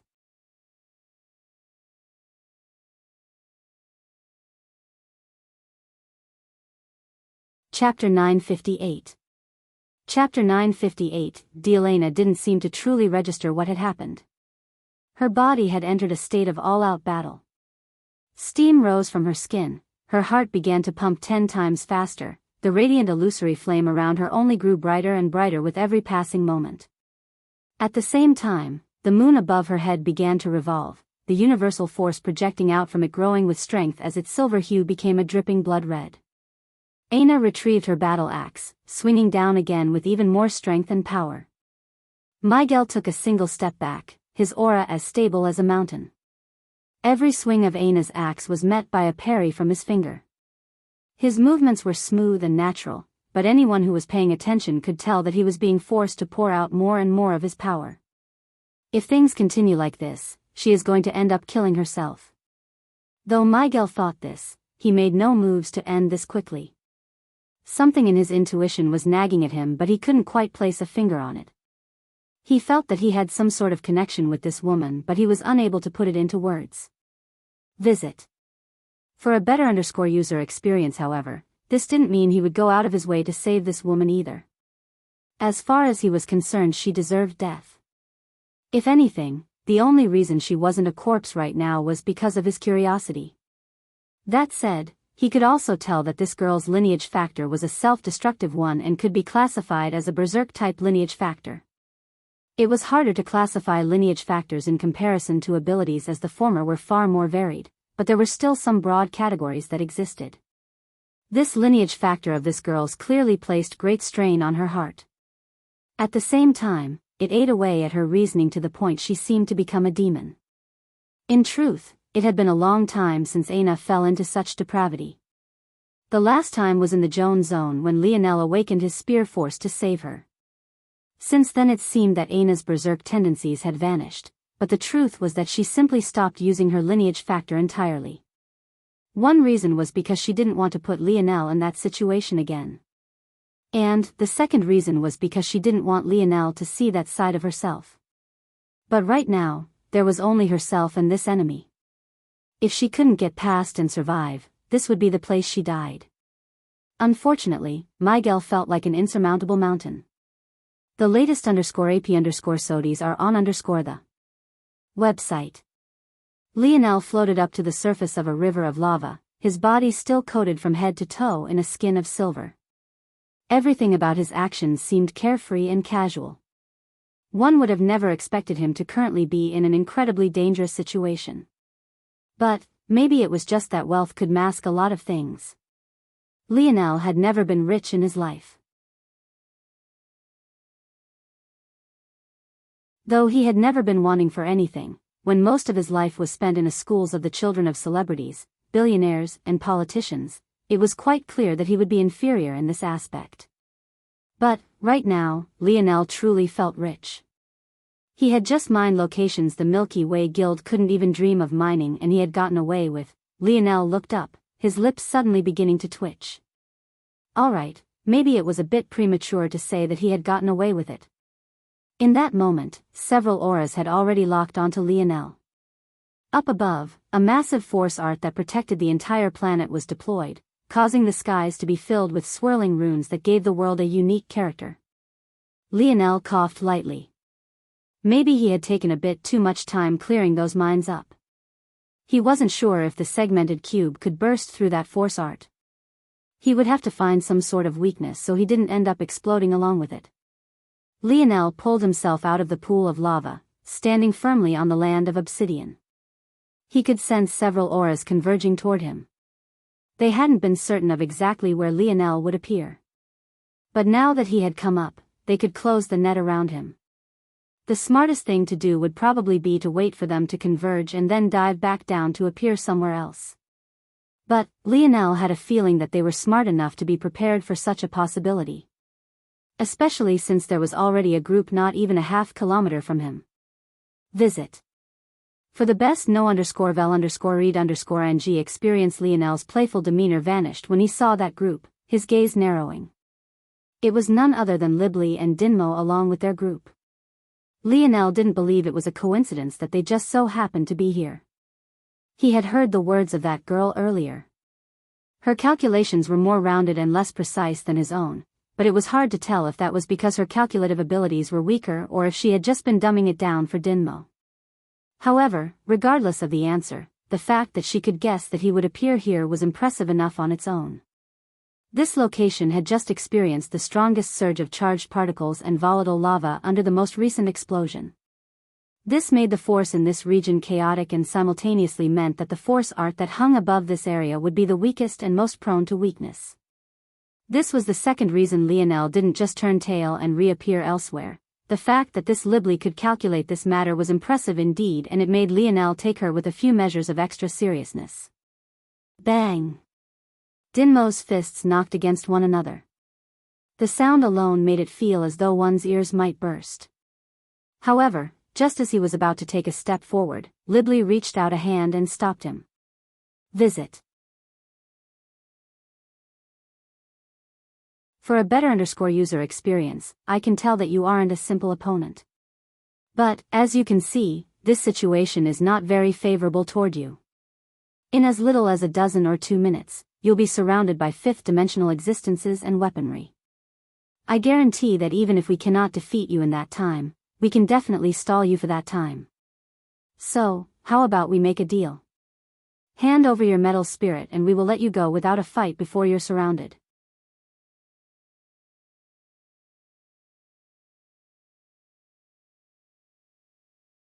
Chapter 959.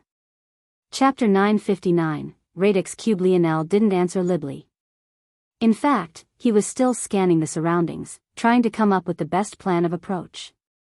The fact that Lionel was spending several moments to do such a thing should have been something these 6 youths tried to stop at all costs.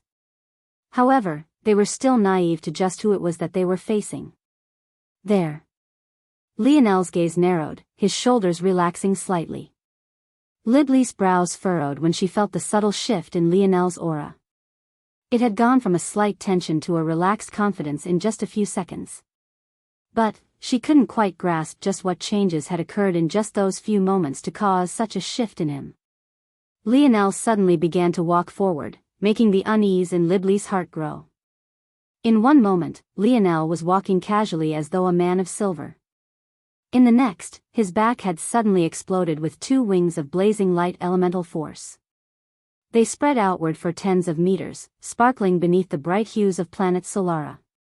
Lionel's speed exploded, rippling air following in his wake as the obsidian ground beneath his feet shattered and cracked.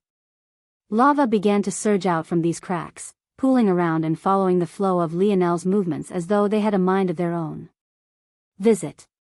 For a better user experience. By the time Lionel appeared before Dinmo, just a split second had passed and a fist of lava following the arc of Lionel's punch was mere inches from the latter's chest. Dinmo's shark-like teeth glistened, his muscles bulging beneath his armor as he shot a punch out. Even before his fist collided with the punch of molten rock, a booming sound rocketed through the air. The power behind the strike of such a large man hardly needed to be described and could shake almost anyone to the core. Bang! Idiot. Dinmo shattered the fist of lava but completely neglected Lionel's real punch. In that moment, a spiraling universal force surged around Lionel's knuckles and his forearm, the twist of his hips and torso accelerating as he seemed to flash an entire meter forward in the blink of an eye. Before Dinmo could react, a fist landed on his plate armor. First it felt as though all the air in his lungs had suddenly been squeezed out. In the next, it felt like his ribs were collapsing in on themselves, turning his inner organs to mush. Then, he shot out like a bullet from a barrel. The air screeched and whined as his massive body tore through it. It almost sounded like steam whistling out of a thin hole, the nagging, high-pitched sound nearly enough to make one go deaf. Visit. For a better user experience. Libli to a single step to the side, dodging Dinmo's body as though she knew that exactly this would happen. But another Midas family member right behind her wasn't so lucky and ended up following their family heir and shooting off into the distance. It could be said that Libli was visibly annoyed. Lionel's fist of lava had only followed the arc of his punch, not enveloped his fist, so why did that fool think he only needed to block the bigger one? He was so simple-minded Libli wanted to puke. Was this fool really going to be her husband? She heaved just thinking about it. Unfortunately, their two families had been attached at the hip since their very first generation. Their two heirs had always been destined to marry from the very beginning. From the moment of her birth, her marriage had already been decided. The worst part was that Dinmo was most definitely not so weak. Of course, he was only tier 4, an existence that Lionel had already defeated many of. But, comparing Dinmo to the other tier 4 of this quadrant would be foolish. Lionel stood amidst the 4 remaining youths without much tension on his face. As things stood now, there were just 2 Midas family members remaining and 2 Radix family members. Yet, other than being annoyed, there didn't seem to be any other emotion on Libli's face. Is this the choice you're making? I can give you one more chance, she said plainly. In response, Lionel simply extended his opposite hand. A second flaming lava fist formed and opened to reveal its palm. It expanded to 10 times its usual size in an instant and covered the group in a shadow before descending downward like a falling meteor. The latest _AP_SODIES are on _the website. Libli's gaze narrowed, annoyance even more clear between her brows now. However, this didn't stop her from reacting quickly. Her small hands came together at blazing speeds, revealing a cube-like structure of complex moving gears and parts. In this way, it was a lot like the segmented cube, except instead of puzzle pieces, it was made of gears, screws and what looked like miniature hydraulic systems. To Libli, a metal spirit was far too important. If it was paired with her lineage factor and her Radix family's legacy techniques, it would be like adding wings to a tiger. Unfortunately, metal spirits were things she had only ever heard about in legend. Let alone getting her hands on one, she had never even heard of anyone partnering with one. She had wanted Lionel to give up because this would make things far easier. She could on one hand guarantee the metal spirit would fall into her hands while ensuring no other variables popped up. But, since Lionel wanted to play this game, she would play. Libli's Radix cube floated in the air of its own accord. The moment she stretched a finger toward it, it reacted as though it had a mind of its own, sending out one of its pieces. Clink. Clank. Clank. Clink. In that instant, something absolutely shocking happened. A small pieces of bronze metal jetted out from Libli's Radix cube. First, it just coated one of her fingers, but then it began to rapidly unfold, snaking all the way up her arm before expanding outward. Visit.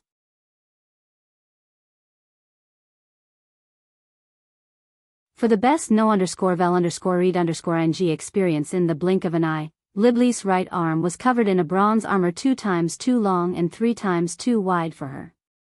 With a look of indifference, she pointed this steampunk-like arm into the air, shattering Lionel's lava palm into a rain of golden fire droplets with a single punch.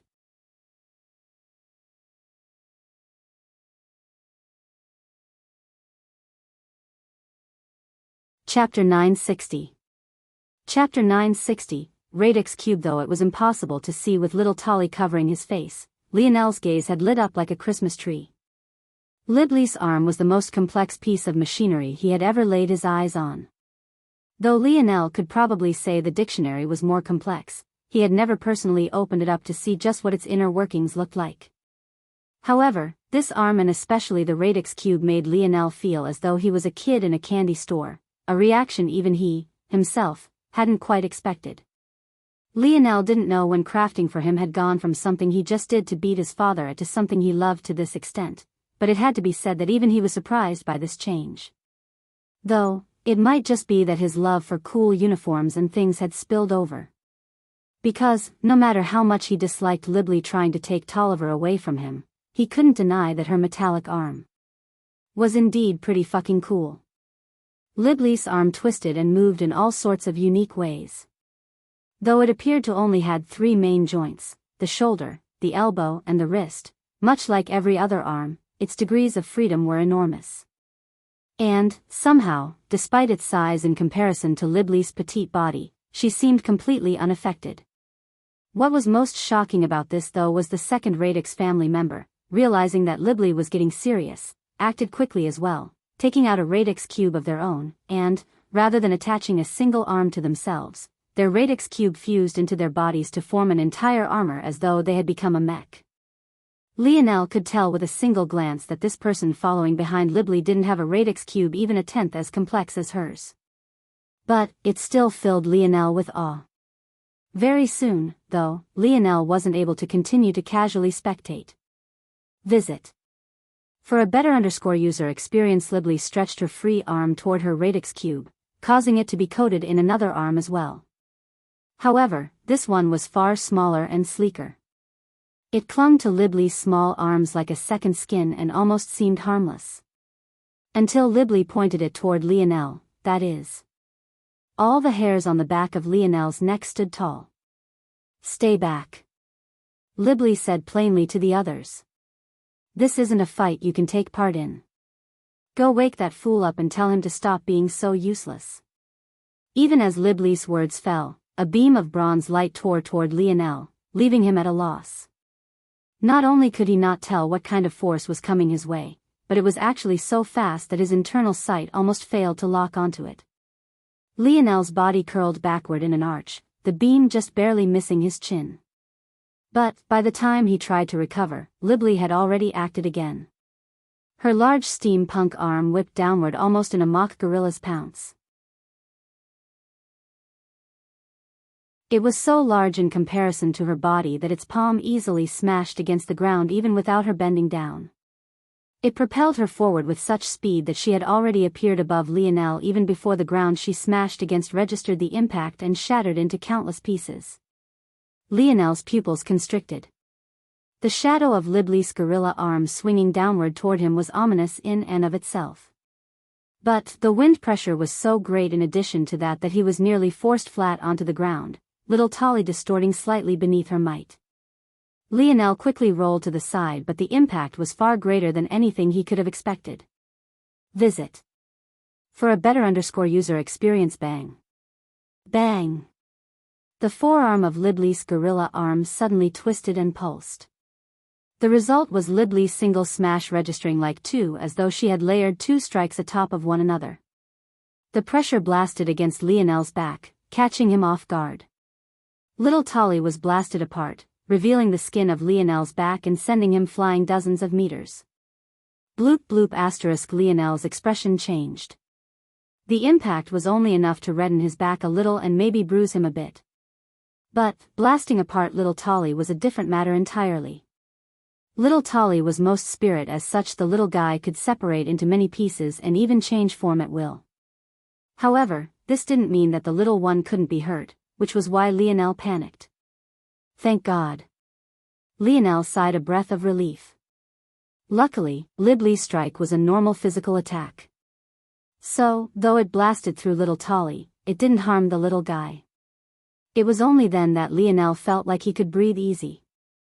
The latest _AP _SODIes are on the website. Lionel slowly stood to his feet. It seemed he had been a bit careless. It was well known in the dimensional verse that a battle with force crafters would be the most unpredictable, and though he had been aware of this, he had still been caught off guard. There was no telling what other hidden mechanisms Libly could have within her arms. Alright, fair play. Lionel took a deep breath, putting little Tolly away and gripping his fists. His aura blazed, bronze runes racing into existence across his body as his halo expanded and descended to his feet. As his halo rose up, a brilliant silver armor coated him from head to toe, his demeanor completely changing. He grasped at the air, a spear of black wood appearing in his hands as he faced Libly. Her Radix cube continued to hover before her, her eyes having narrowed into near slits. She didn't care about having seen Lionel's naked body, but what she did care about was the glimpse of his face. You're Lionel Morales. I see. So you're from Earth. That makes things more interesting. Visit.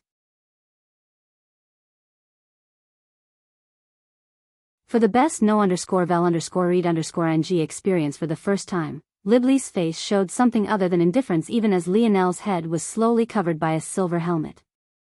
News had been spreading rapidly about this fugitive, but Libley still found it more interesting that he was from Earth. That said, Lionel didn't seem to care, his body flashing forward. He needed to end this quickly.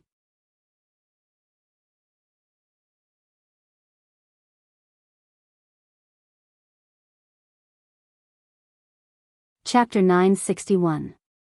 Chapter 961. Cutting. Libley found herself feeling as though she was moving through a swamp. At first, she had thought that Lionel's armor was just a simple change. After all, she could see at a single glance that it was constructed of just a few dozen parts. Compared to the complexity of her crafts and her radix cube, it was sorely lacking. It was almost like comparing night and day. Due to her innate biases, she had been lax even after it appeared. But, the moment space seemed to solidify, her pupils couldn't help but constrict. What is this? Her movements slowed by at least half, and even though she didn't test it, she felt that even the range of her attacks had been cut by a long measure. If she had to describe it, it was like her sense of distance had been warped, as though 1 meter was now worth the equivalent of 2 before. And yet, while she was suffering through this, Lionel was completely unaffected. In fact, it almost seemed like the reverse to him. For him, 1 meter had just become half of that. The result was Libley feeling as though she was swimming through water while Lionel was cutting through the air at an unconscious speed. In a single blink, Lionel was already before Libley, his spear swinging downward with a violent momentum. Libley still reacted as quickly as she could. Her left arm, the one coated with the more skin-like armor, flashed. Her fingers moved about as though she was forming special seals that her radix cube quickly reacted to. The cube sprung to life, its gears and pumps emitting a wild steam for an instant before it expanded, forming a shield of spinning parts. Bang! Visit. For the best no_vel_read_ng experience, the shield held strong, giving Libley enough time to stretch her arm out to the left.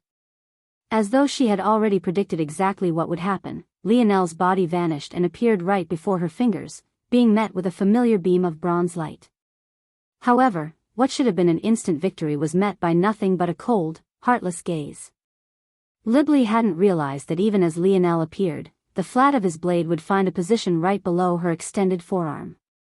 With just a twist of his wrist, Lionel sent Libley's laser shooting off into the distance, passing well over his shoulder.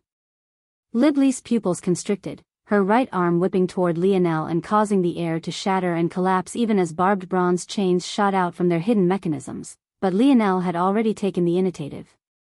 The strength of the spatial lock increased. Even though Libley felt that she was spinning her arm as quickly as she could, it was moving at a snail's pace. The result was the activation of her chains being way off and missing Lionel entirely. Libley still managed to react quickly, her left hand once again forming several quick seals that turned her shield of gears into a royal sword of bronze that pierced down toward Lionel's neck. At the same time, she didn't bother to retract her chains, instead continuing to swing her arm toward Lionel as she used them as barbed whips. The dexterity with which Libley used her crafts couldn't be denied, and she seemed to have a quick answer to everything. Unfortunately, it wasn't enough. Lionel's spear had appeared before her forehead, piercing forward with an unquenchable thirst for blood. Libley could feel her life flashing before her eyes. At that moment, she suddenly understood. Before the abilities of this armor before her, all her contingency plans and clever hidden traps were meaningless. What good was it all if she wasn't quick enough to use them? Bang! In the instant before Libley's head was pierced through, a necklace hanging from her neck automatically activated with its own mechanism, shielding her with swirling lights filled with spinning gears. Visit. For a better user experience still, Libley shot into the distance, not much unlike her fiancé, her brain shaking within its skull. Even a fifth-dimensional existence wasn't immune from concussions. Lionel's gaze narrowed. That shield is at least sixth-dimensional. I can't pierce through that. He rolled his wrist. If not for his divine armor, he might have shattered his wrist during that pierce. Time to go. Lionel decided. In the instant before he killed Libly, he had sensed several auras suddenly pounce toward him. It was clear that they had protectors in the shadow, but the spatial warping abilities of Lionel's divine armor had caught them completely off guard, stopping them from reacting in time. Lionel couldn't help but be impressed. Their concealment abilities were actually good enough to hide from his senses. But, now that they had exposed themselves in a panic, worried about Libly's safety, it no longer mattered. Now that he finally had room to breathe, Lionel quickly took out the segmented cube and entered its shuttle mode before shooting off into the skies.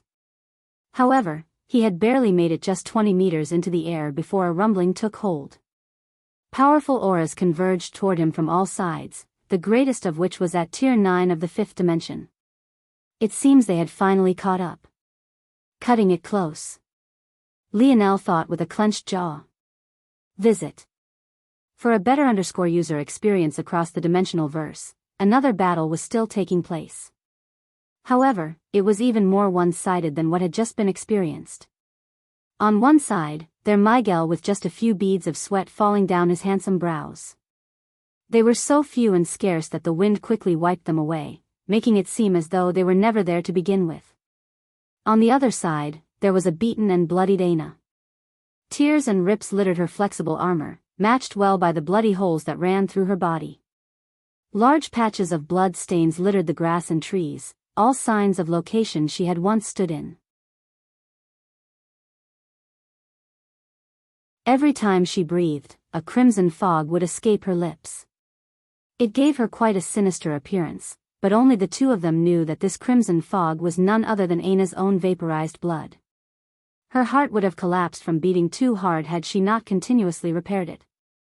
However, even with all of this being the case, Miguel's eyes were drawn to the chip in Aina's mask. It exposed just a bit of her lower cheek, jaw, and lip. But, it was barely enough for Miguel to get an understanding of just how beautiful the woman before him was. Miguel brandished his thin sword, having been forced to take it out sometime within the last half hour. He could tell that as Aina grew more vicious, she was actually rapidly improving. In fact, bang! Aina's aura shifted once more, slamming through a barrier and spilling over into Tier 4 of the 5th dimension. Miguel shook his head. What difference did that make? Tier 3? Tier 4? To him, even such a watershed step was no different from simply fighting a slightly larger ant. He swung his sword again, ripping a huge gash from Aina's shoulder to opposite hip. Blood sprayed like a fountain, blooming in the air like a flower. The latest _AP _SODIes are on _the website.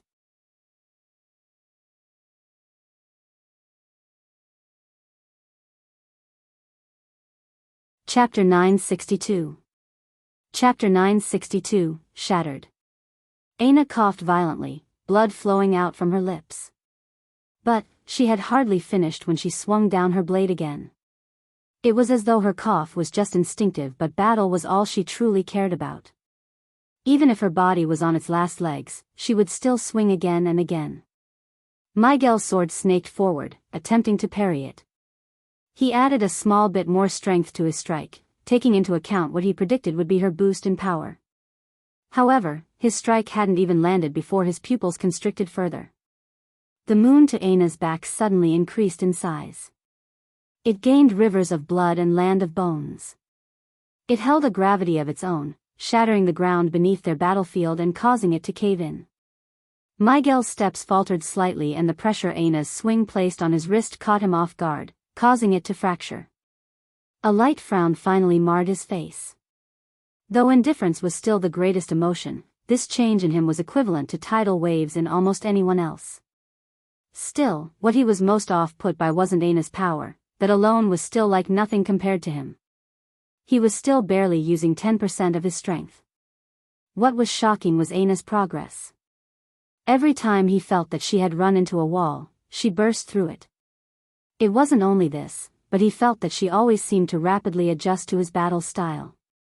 If it wasn't for the fact he didn't need to bring out his true abilities to fight her and was only casually and randomly countering, Miguel had the feeling that this woman might even be in a better situation than she was now. It was a baffling thought indeed, but this woman was definitely a genius of battle. Suddenly, Miguel's pupils constricted. A trickle of blood fell from his cheek. It was so subtle that he almost hadn't noticed. The latest _AP_SODIES are on the website. Injured. Blood, Aina spoke for the first time. In fact, they were the very first words spoken between them. She continued to huff out fogs of crimson, her veins having practically been lit on fire. However, on her third huff, her mouth suddenly opened wide, twin canines that glistened with a pearly light reflecting beneath the high moon. Miguel felt a suction force he couldn't fight back against erupt from his very being. His pupils constricted as he finally unleashed his full strength. But, despite his quick reaction, a globule of blood half the size of his head was still ripped out from him in that instant. His expression twisted into a deep frown. If he had taken Aina as a serious opponent from the beginning, this would have never happened. His forced skin would have definitely blocked her attempt. But now, he felt that he had been humiliated. Despite this feeling, though, Miguel quickly calmed, unable to do anything as Aina swallowed his blood entirely. As far as he was concerned, doing this was nothing short of a death sentence. Only he knew what his true power was. Someone else trying to swallow it would only lead down a single road. Aina couldn't read Miguel's mind, and even if she could, she was in a completely berserk state. There was hardly anything she could make sense of at this very moment. She swallowed the blood whole, instantly feeling as though her throat was being burned through. She shrieked into the skies, causing Miguel to shake his head. The latest _AP_SODIES are on the website.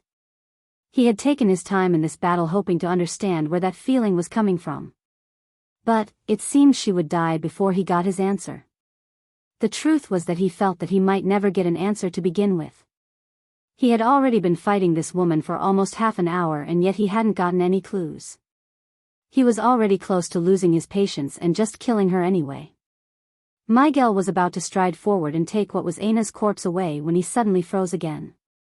Aina's shrieks had suddenly come to a stop, replaced by sobs. The crimson had retreated from her gaze, rationality coming back to her person. Tears she couldn't seem to control fell from her eyes, pooling both beneath and outside of her mask. Aina's injuries began to rapidly heal. In fact, in the blink of an eye, she had returned to peak condition, something that left Miguel completely stunned. Not only had she survived. Just how high was her blood elemental affinity? Aina looked down from the skies, her tear-filled gaze locking onto Miguel. "You're not him. You deserve death." The irrational words caught Miguel off guard. She had already wanted to kill him before, so why did this feel so much different? It was as though she had been snapped back to reality and hated Miguel for reminding her of something she didn't want to be reminded of. However, Miguel never got a chance to understand just what was happening or just what his blood reminded Aina of, because she directly lost consciousness, her body falling over as tears fell like a stream. The latest _AP_SODIES are on the website.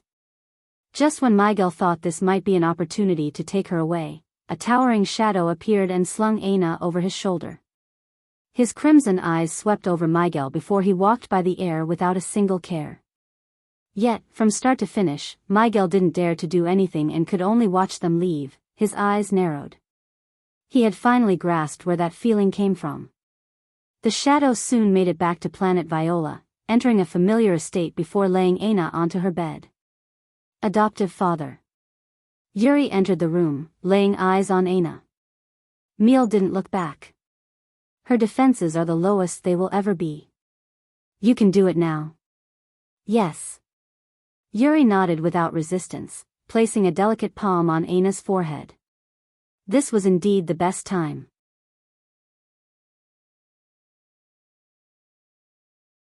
A year of patience had finally brought them to this point. Visit. For a better user experience, maybe someone else would have thought that a year ago would have been the ideal time, but Yuri's experience told her that this was the moment Aina's mind was the most solid. Time had proved her right. In these recent months, Aina had shown not an ounce of emotion. But the things without any give were also the things most susceptible to shattering. And now, Aina had finally shattered.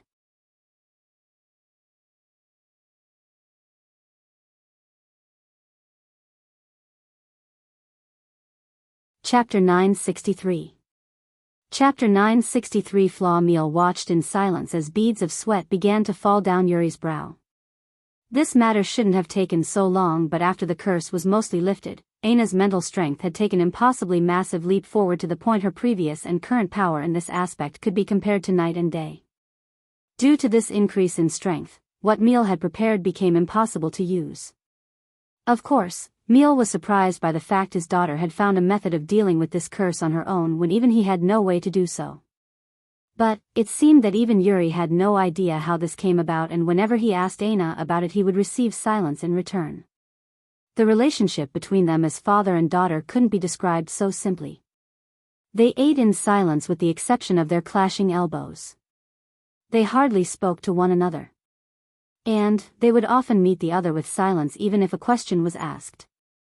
Clearly, whatever had helped Aina heal was something she didn't want to talk about. And, at the same time, Meal wasn't a person who would insist on prying into the business of his daughter. She could do as she pleased so long as she also met his standards. As for what those standards were, they could all be described in terms of strength and power. As for anything else, he simply didn't care about them. "It's ready." Yuri suddenly spoke. Meal nodded, his palm flipping over to reveal something that made the mansion quake for just a moment before settling back down. Visit. For a better user experience, Yuri's gaze locked onto it almost immediately, but just as quickly, she looked away. She felt as though needles were poking into her mind. Each one was several inches long, pressing through her cortex and reaching down toward her brainstem as though to obliterate all that was her. "Don't try to use your abilities on this. It's beyond our understanding." Yuri blinked, trying to regain her bearings. Though Yuri had only displayed her telekinesis in the past, this was just the very tip of her ability. Rather, it could be said that telekinesis was just a branching power gained through her powerful mind. The core of the truth, though, was that Yuri was not human. When Yuri's vision cleared, she locked onto the object again, her heart trembling with reverence. The object looked simple, but she knew that anything that could throw her mind into disarray was far from that. It was a tablet. It resonated with a bronze color and had words scrawled onto its front that Yuri couldn't quite understand, yet somehow felt the power of. Even in the darkness, it radiated a slight light of its own, shining as though it had its own light source outside of the moon and the stars. Just its presence alone seemed to have been rooted in some ancient past, and yet, at the same time, it felt to have a future that extended into infinity. Visit.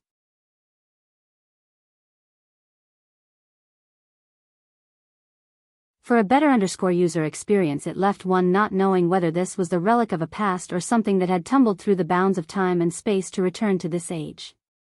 For Yuri, someone who was from a race that was especially sensitive to the subtleties of objects, and was ironically quite terrible at doing the same with real people, this feeling left her baffled. "This tablet, adoptive father, this is the tablet I used to send you to Earth all those years ago. It can help?" Yuri was baffled.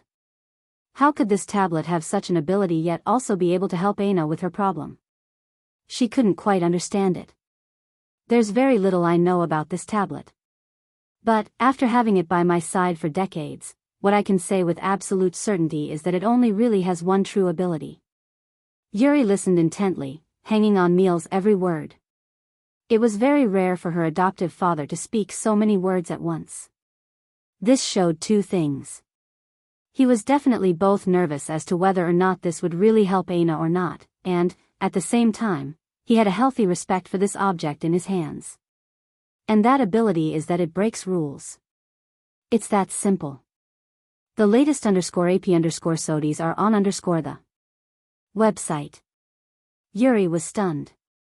These words sounded exceptionally simple, but they made her tremble from head to toe. The headache she received almost made her collapse. In fact, she would have had her adoptive father not caught her. Miel's sturdy hand pressed onto Yuri's shoulder, stabilizing her. Miel had a lot of faith in this tablet, but he was also apprehensive. If this tablet was so good at breaking rules, why is it that Aina had still had her curse after so long? Clearly, this tablet had its limitations. And, even further, since they had to wait until Aina was so vulnerable, those limitations only became more obvious.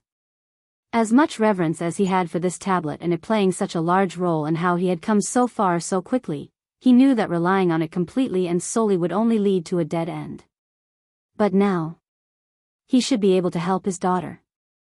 Over the next few months to maybe years, you will need to stay by Aina's side no matter what, okay, Yuri? As her father, it is inconvenient for me to do the same. For all intents and purposes, Aina will become like a blank slate that needs to rebuild itself. If you want her to be the same Aina you know and love today, you need to let her grow and make mistakes on her own. This tablet will erase her memories? Yuri was shocked, instantly hesitating. Visit.